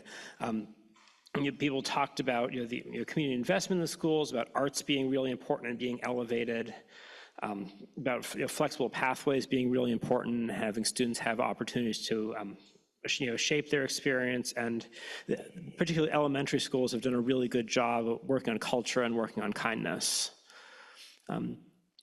In terms of challenges or weaknesses, decent amount of talk about transportation, some about start times. I feel like start times were a problem, and then also some real conversation about concerns about lack of rigor, lack of differentiation in the classroom, and things like it's being hard to sustain AP classes and gradually cutting back programming. In terms of opportunities to in a bigger district. A lot of these were paired with the last one, sort of opportunities for differentiation, critical mass to sustain programs, potentially a more diverse student population and potential for more diverse faculty, and more access to things like language programming that have been lost over time. And then also potentially creative opportunities for creative reuse as we think about the properties that we currently have. Risks and concerns. Others have talked about diminishment of local voice and school closures. Also some talk about question about are we really going to realize the cost savings? Thinking about the Act 46 experience, and is there a risk of losing the losing the involvement of families who may be more at risk if there are longer travel distances and it makes it harder to engage with people who have transportation challenges.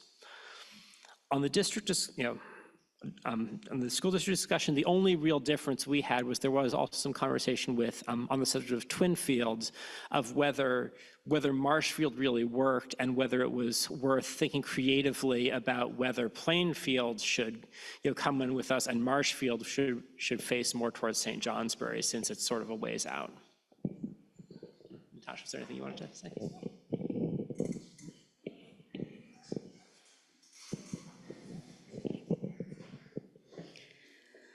So I'm just going to go question by question. Question one, the strengths of our current district. We said small enough that we know our students. Arts, music, theater are outstanding. World-class sports, amazing and flexible students. Collaboration with and within our communities. Staff are our strength, they're caring and committed.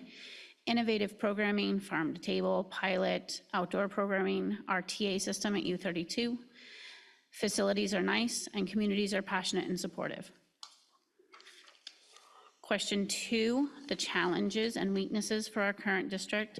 Long bus rides for some students. Some elementary schools have limited programming due to size, music, sports, cost and availability of housing, lack of full-time nurses, lack of early education and childcare, and while we knew that wasn't within our purview of control, it's an impacting factor. Cost of insurance, et cetera, that impacts budgets, and not all students can access the CTE program. Opportunities that we see as a bigger district, and our table did talk about just bigger district and didn't talk about merged high schools or other schools because it just talked about a bigger district. So we said possible cost reduction, shared expenses, statewide calendar. Under risks or concerns, being with a bigger district, smaller schools may be closed, reduced local control, questions about costs up or down, merging governance/policy seems daunting, teacher contracts become statewide, ? How does this impact the budget and the pay scale? And unknown info about the property tax impacts. And then other districts that you might want to investigate for possible consideration or consolidation, Montpelier, Roxbury, Barry was listed. Twinfield was listed with a question mark because we questioned geographically if it was too far on some of the ends. And the same thing, we didn't write down. Harwood, again, they abut us, but we wondered if the far reaches of Harwood were also very far away geographically. And that's what we have. Oh, yep, that's all. Great. Thank you, everybody. So with that, we have a little time after hearing everybody, a little time for what else? Is there something else that is coming to mind to any of you after hearing, or something that you missed, or something that we didn't include that you wanna mention now? Otherwise, I'm gonna give the opportunity to our legislators that are still here, if they have final thoughts or anything they want to share with us. And if they don't, I also don't want to put them in the spot after just putting them in the spot a minute ago. So anything else? I don't see anything else. Okay. And any legislators that have any last thoughts or want to share anything with us? I've appreciated the conversation. I learned a lot, and not sure I heard anything new per se, but just from different perspectives. I like the questions, by the way, too. Thank you. Thank you so much for being with us.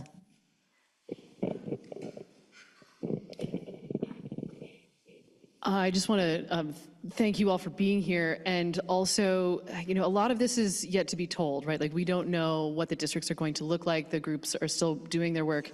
And as the proposals come forward, I just want to have an open invitation that I'm going to want to know what you all think. And I'm very eager to see what comes up, though I will say that I have a lot of doubts at this point about moving forward with this plan, though, as I think there may be other things that we can do to potentially lower property taxes. However, I want to try to keep an open mind to see what comes forward.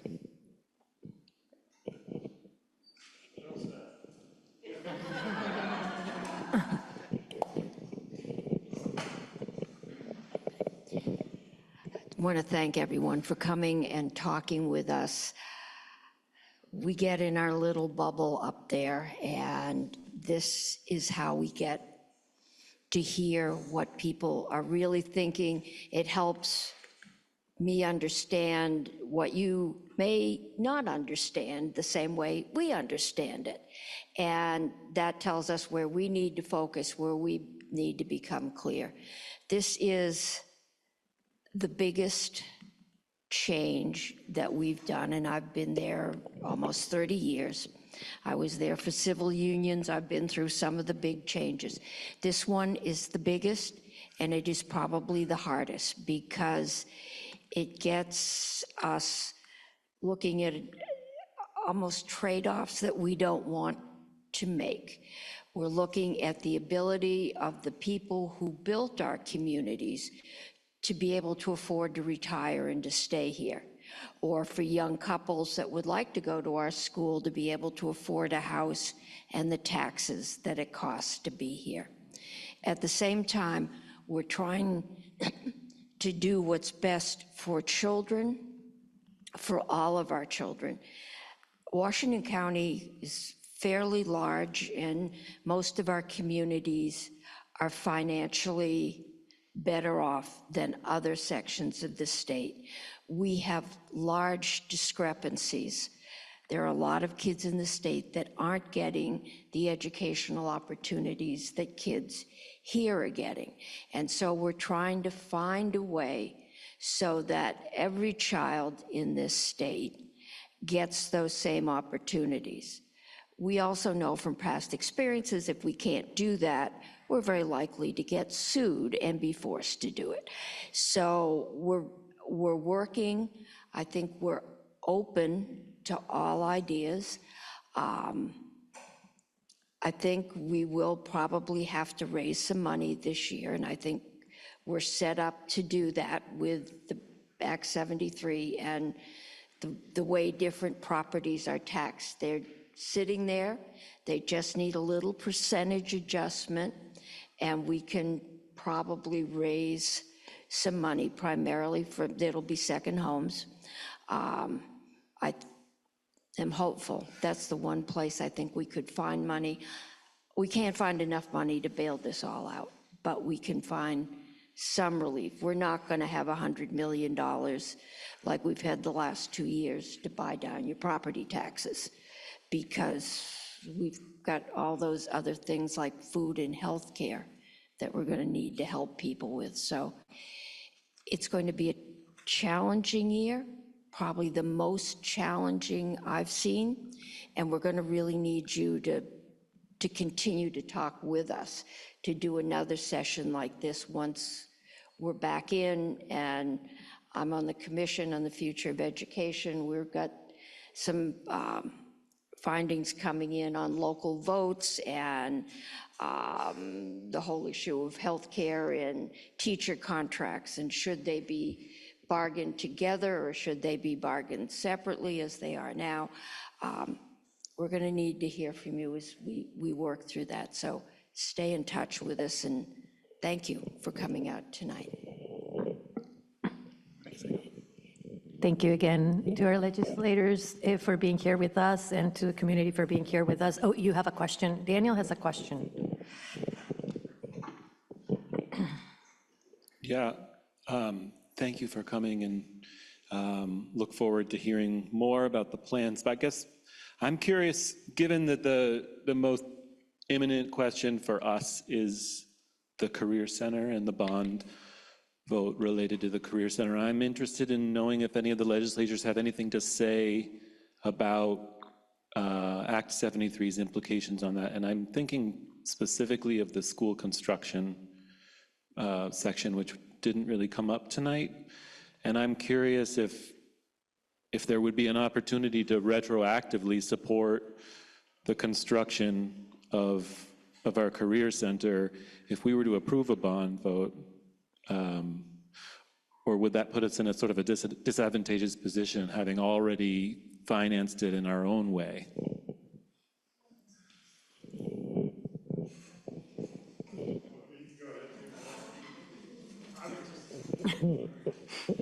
I was just going to say we don't know, but I think everything's on the table. I was talking to the treasurer today that's working with this issue of existing debt that schools have when they merge and what to do about it. So this would be a similar question. And either way, the money that you go for the Career Technical Center is going to be spread out across the state, just like any other school expense.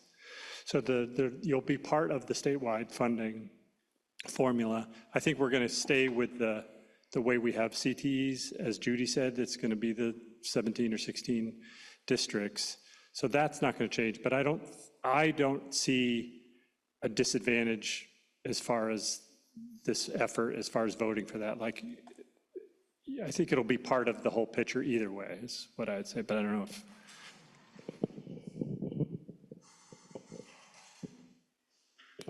I think the one thing the treasurer has been very clear about is that we can't do this under the full faith and credit of the state. That means it's not going to be a state bond, because there's all these experts in Washington, and they determine how much debt we can actually carry in this state. We have whole bond banks, and so it would go, any bonding would go through the municipal bond bank, which gets you a lower rate, which is why we try and keep our credit rating up there at A, our bond rating. And the most that I've heard is that the state would try and come up with the money to help you pay down that bond. But again, the state's finances are going to be really tight this year, given federal cuts. 4 years from now, who knows what will be going on at the federal level. But this year, it's not going to be a lot of fun.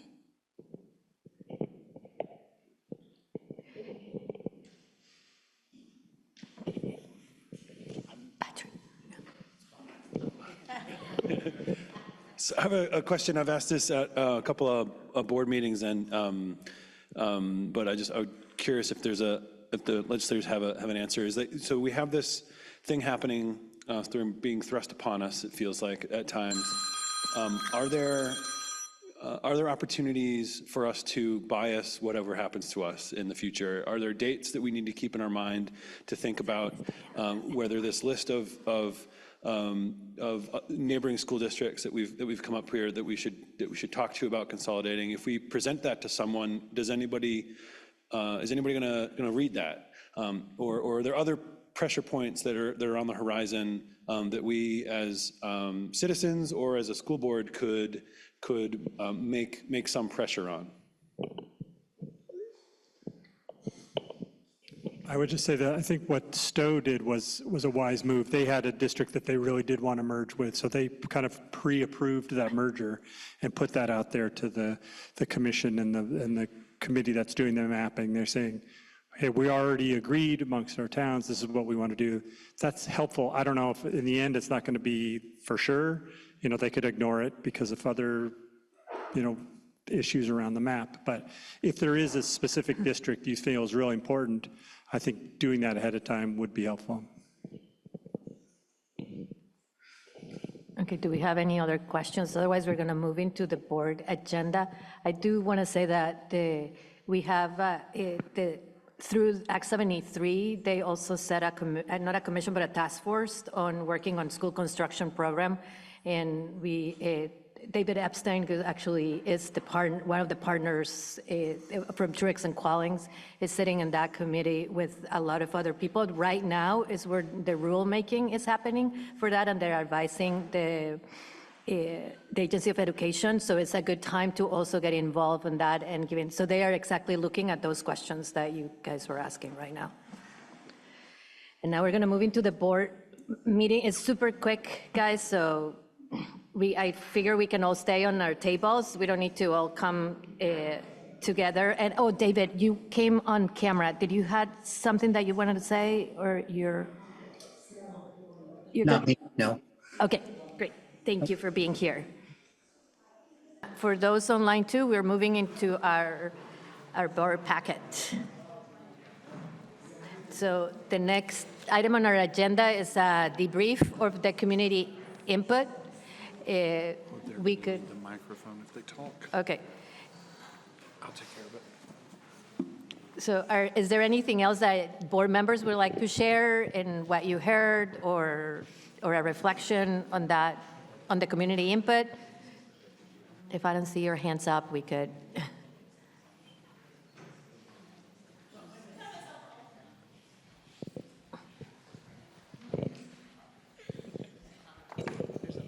Whenever there's a mic around, I have to have it, you know. So I found it very helpful. I would agree, Keely, that it was very helpful to hear various community members as well as have the opportunity to hear from legislators and that. I also wonder where it puts us as a board in terms of the dynamic or the fluidity of what, you know, we're continually getting new information, we're continually hearing different things. So I wonder at what point do we also bring up the question again as to what are we, similar to what you were saying, Patrick, if what are our leverage points? What is that? And so I wonder as a board, when do we have that discussion again? Or do we? Anybody else? Chris? Thank you. So following up on Patrick, and it's like a tag team here, is we should be having the discussion if we're interested in trying to join up with other districts and reaching out now. Is there any movement in terms of Montpelier? Because we've had some discussion with them, or at least the chairs have had discussion, the vice chairs have had good discussion. I thought we're supposed to meet as a board with them, and then reaching out to. I mean, we heard some consistent themes about other districts that we thought might be a good fit to reach out to, but actually moving on that because the vote was supposed to present a map in what, December? Yeah, December 1st. They're going to put 3 options. So that's a mere 6 weeks from now. So I guess we could share right now. We were going to do this at the next meeting, but Stephen, we could share that we did have the meeting with Montpelier, and the outcome of that meeting really is that Montpelier at this point feels like I think the conclusion from all of us after talking was that everybody felt that they needed to know more about what's going to come from the redistricting task force. There's no capacity, and if anything, a lot of stress in both of our staffs in just the potential thought right now of even coming together as boards in a meeting or coming together as staff in a meeting. They very much did not want to. I would let both of you, not in a mean way, it's just that it's in the context that we are right now, so Stephen. Right. I think another thing that we might want to consider when we're talking about other districts and who we might join with is if we have a conversation only with one district and in the end that we're put together with 4 others, it's like what have we communicated in that conversation by saying, oh, we're really interested in this one district, oh, but 3 or 4 other districts are combined with us now. Like, so we just want to be careful about the messages that we send and having a conversation, because if it looks like it's just us and Montpelier talking, and then in the end it's us, Montpelier, Barry, and Twinfield, and you know, any of these other districts, you know, we didn't want it to look as though, oh, like we're a block and then the rest of you might be joining us or something along those lines. I don't know if I'm communicating that well. It's just like we just want to make sure that we're equally having conversations if we have lists of different districts, so that we're actually collaborating with those other districts that we might be with. And I think that's part of the reason we said slowing down some of this process. We've got some good information now, but slowing down the process so that we can just kind of see what comes from it.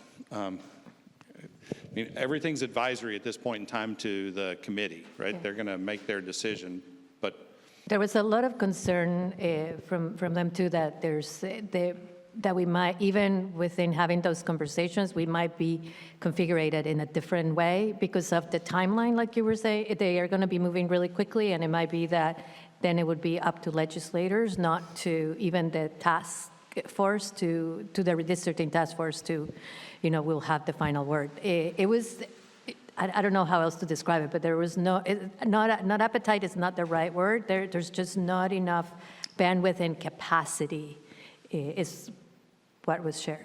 And it's not, we're not clear on next steps. Yeah. And so it's hard, I mean, and it makes it hard. I appreciate the capacity issue and bandwidth. We are also running school districts, right? And however, the answer might be, the answer, the will of the board might be to do nothing and to see what happens. But I think that we need to grapple with the potential that we have some agency now, and we might lose it. We might lose any agency at all if we don't present what our priority is or what our suggestion is. Or I think it might be moot because we are a donut district and the whole of that donut is Montpelier, and so the geography really does work out.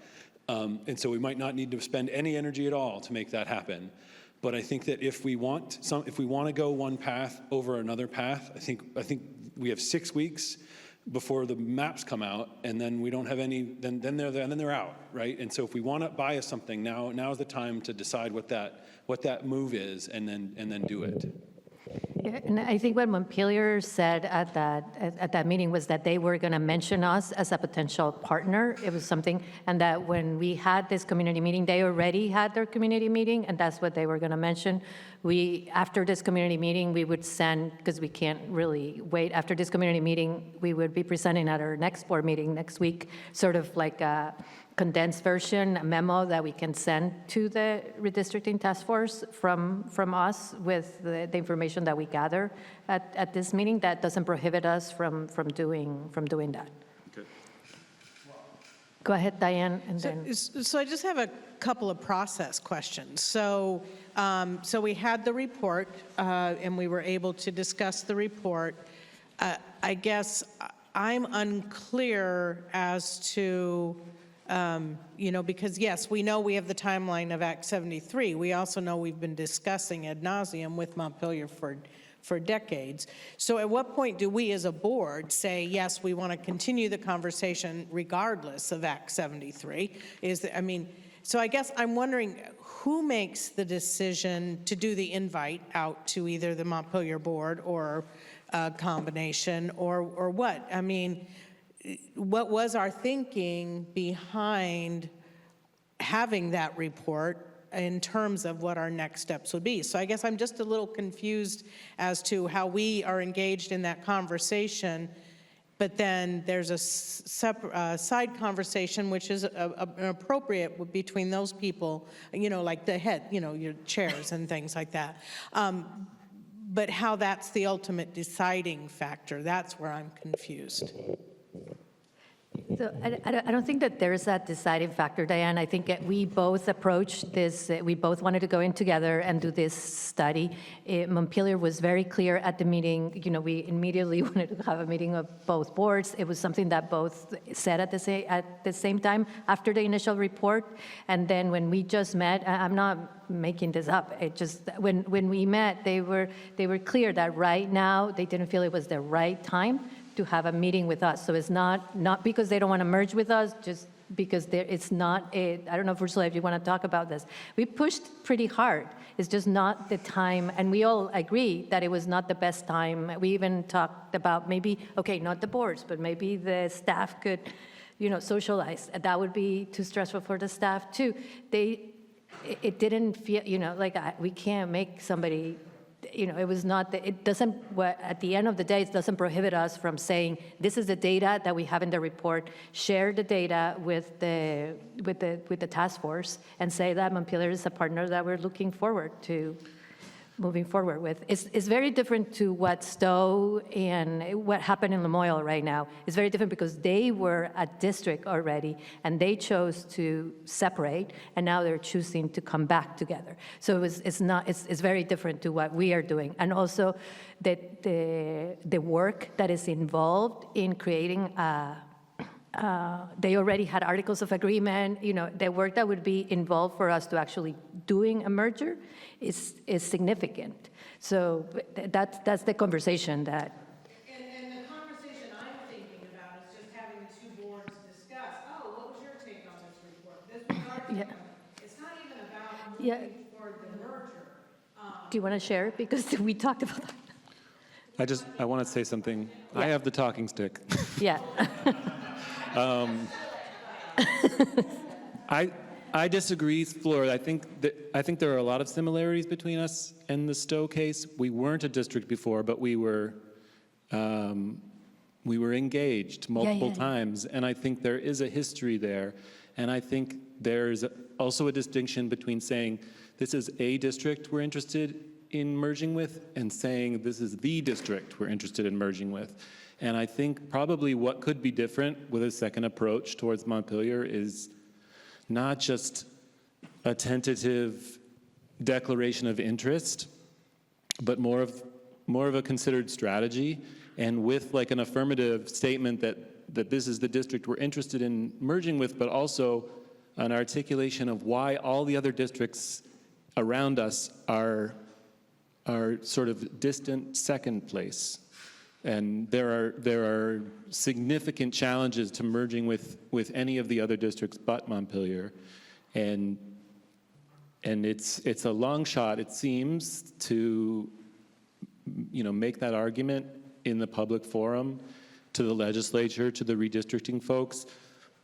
But it seems like being clear that these two logical, this logical match, should be honored, I think, is what we're talking about, and it's something I'm in support of.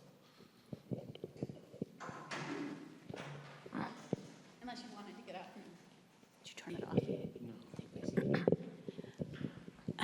So I hear two ideas going on in the room, right? There's the thing that we can do as a board, which is make a declaration of the other districts that we would be willing to work with, merge with under the new Act 73 redistricting concept. And we can send a letter that goes, this is what we would like to do, this is what we see as logical and something that we could work with, right? And then I hear the idea of, let's get together with the Montpelier board and talk and share ideas.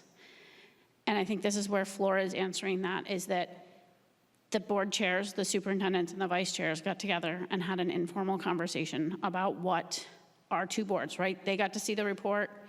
They had Tracy come to their meeting. They had a conversation very similar to ours, 2 weeks before ours, I think, right? We did the same thing. We got together. We talked about the report. We talked about our ideas. And then the leadership of both of these districts got together and said, what did you hear from your boards? And there were a lot of similarities and commonalities, and we could explore more information. And then there was okay, do we come together and meet as a board? Do we get our teachers and our staff together so that they can talk about different areas? We all talked about talking about curriculum and how are things delivered differently. We talked about that at our board level, and we were like, do we start some of these informal conversations between our two districts? And there was a large hesitancy and aversion to that from Montpelier. Yeah. And so we kept asking. I mean, I was like, what about an informal? Like, so our board members can get to know your board members and we can talk about what do we see in our districts. And that was a no. We could invite, we could send a letter. If we as a board just went, yeah, we want to get together with them, we could totally send them a letter. But if we've heard from them that they don't feel that this is the right time to do so, we'll get a no. So I guess that's something we have to decide as a board, is if we've already heard we don't want to, do we keep asking? And so their concern is that right now, because of Act 73, because of a large amount of the uncertainty, there is a large amount of anxiety, not just within the community of change, but also amongst staff and what changes will happen and what's coming. And that having our two boards meet increases that anxiety for the systems. And to Stephen's point, what happens when the districting task force goes, these are the 5 districts that you will be part of, right? And you will become one. But we've got an alliance, survivor style. And we've made an alliance with Montpelier. And visually, for the outside world, it looks like we've created an alliance with Montpelier, and now it's us two against anybody else that's coming in. It sets us up for a really hard ability to come together as a group.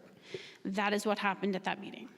unless I And misinterpreted nothing it. prohibits us from saying that we won, putting Montpelier, we already filled out part of a questionnaire. Like I said to you, there was a questionnaire, it was done, that Montpelier is one of the districts we're interested on. Part of the reason that last question was asked the way that I asked it, in what other districts would you be interested in investigating, was so that we can get some of those other questions. We went really light in Barry, in Twinfield. We didn't really get enough information.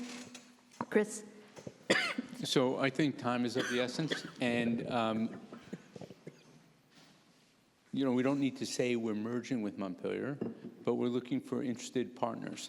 And I think the same thing with if we want to approach Barry, or we want to approach Twinfield or Harwood, or any other district.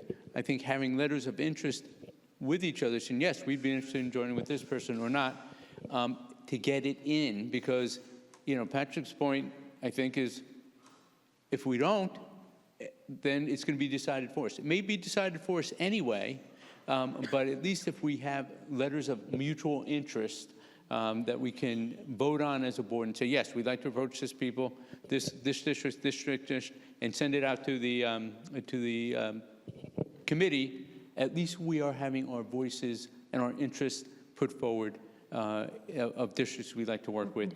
And we won't get the opportunity again. Once they decide it, once they put out those maps, unless the legislature says, we're not approving these maps. Yeah. I mean, those are, there are a lot of ifs, but we have to work within the ifs, because the ifs may be no longer ifs, they maybe is, and then we'd be too late. So I think And it's sort of, reaching out now. yeah, and sort of, both our district, Washington Central Unified Union School District, and Montpelier, on the questionnaire that went out, the task force is meeting on Friday. Both districts submitted, what districts you're interested in, and both districts submitting each other, right? That was the agreement that we had at that meeting. So they wrote us up as interest party, and we wrote them. We actually wrote 2 other districts too, because that's what our study said. But, yeah. Yes. Yeah, I think that given the geographic reality of sort of, how we surround Montpelier, I think it's probably unnecessary at this point to sort of make a big push to say this is a place we should join, especially given the sensitivities to staff stress and to where their board is. I think it's probably, it may have much more impact to really think about what we want to say with respect to Twinfields, because Twinfield is a district that could really go either way. Right now, it's part of a supervisory union with, Danville, and I think maybe up to St. Jay. I forget how far that SU goes, but that would be really a much bigger change than combining some of the really natural places in central Vermont. And so if we want that change to happen, that's a place where we may want to put a little to do a little work. My conversation has nothing to do with an alliance. I'm just saying we have all this data. We've talked about it. They've talked about it. I'm just curious to get together to say, this is what I'm reading and interpreting about you, and so I'm just saying, as a board, inviting them, and they can say no, it really has nothing to do about whether or not we're saying we want to merge with them. We spent money to get this information, to get this comparison, and we just haven't all been in the room together. And so that's where I'm just saying, as a board, whether or not we wanted to send that invite or not, understanding they might say no, but that's the level I'm looking at. Okay. I think we have. Your mic's off. Oh, sorry. Okay.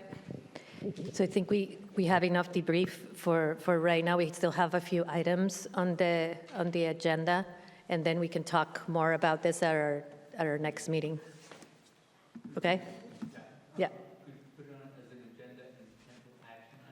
Yeah. We have it on, we already put next steps in the legislature. The steering committee met this morning, and it's part of the discussion and action. Okay. So the next. There's no personnel. There's no personnel. So let's move into the consent agenda. Could I have a motion to approve the minutes of September 17 and September 22nd? So moved. Thank you, Chris. Second by Patrick. Any discussion? Yes, I was not present at the September 17th meeting, and I'm listed as present. Okay. Lisa, do you accept the friendly amendment, Chris? Yeah. Okay. Patrick? Yes. Okay. All those in favor, please signify by saying aye. Aye. Okay. The motion carries. Future agenda items, we just talked about one. For the legislative, anything else? I'm wondering if we need to talk about the matrix for evaluating ourselves under the district's quality standards that came out from AOE. Yeah, we're filling out those forms because we have to, we already have a lot of the work. Right, they're so, yeah. due somewhere between October and November, right? It's that yeah, they extended the deadline. So we talked about the Agency of Education did not put the rubric out until very late, after a year later. So, but they did extend the period to submit where we are in the all of the elements in the rubrics. What we have to do is submit like our goals. We already have a lot, our work plan.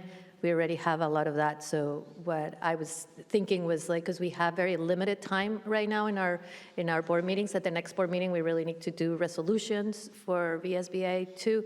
So I was thinking that I was gonna put the document together, then share it with the steering committee, and then from the steering committee, if we have time, share it with the board. Is really what we've been talking about. We have had discussions about what the district governance standards are and how we are meeting them.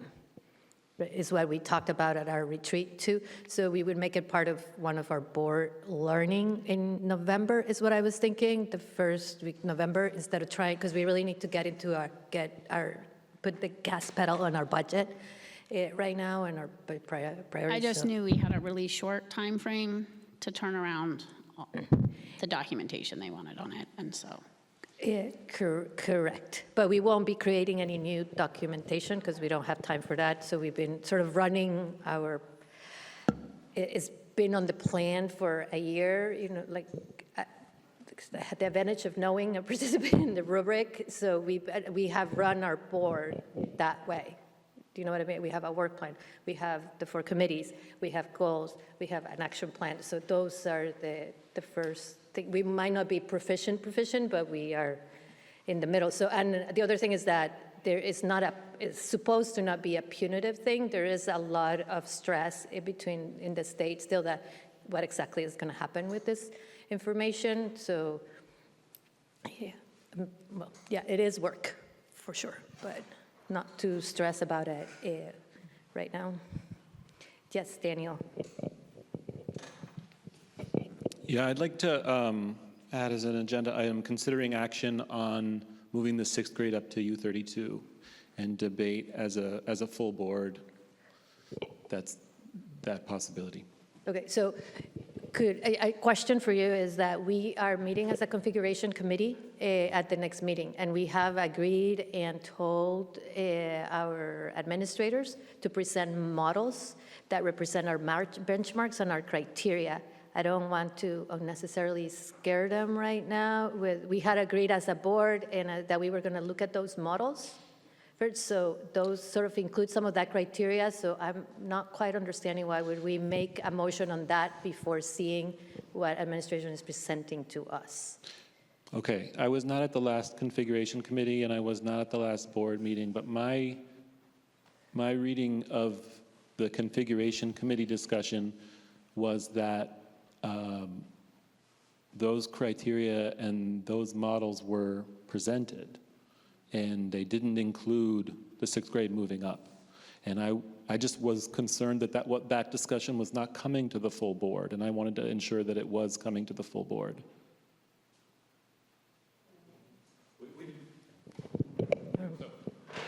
I would just say we didn't fully present models. What we did was present recommendations, and the models are coming in the next one. Exactly. At this meeting. Yeah. At this coming meeting. Yeah, in a week. In a week. configuration committee, and then we'll update the board. So sorry if I didn't say that right. So could we wait to see the models before, or, well, I guess we can put it on the agenda. I just. Yeah, I guess I'm all right with that. Yeah, they're I'm a little concerned about timeline and it getting later and later in the school year so that really we only have one option at that point.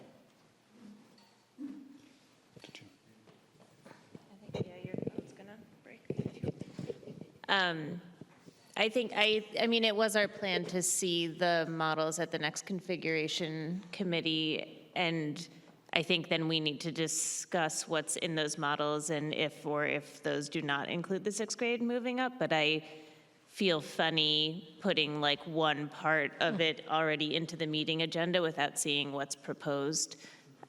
So I think like noted, and we'll keep that in mind for questions during the configuration committee in particular, and then bring that to the board as well. Is that okay?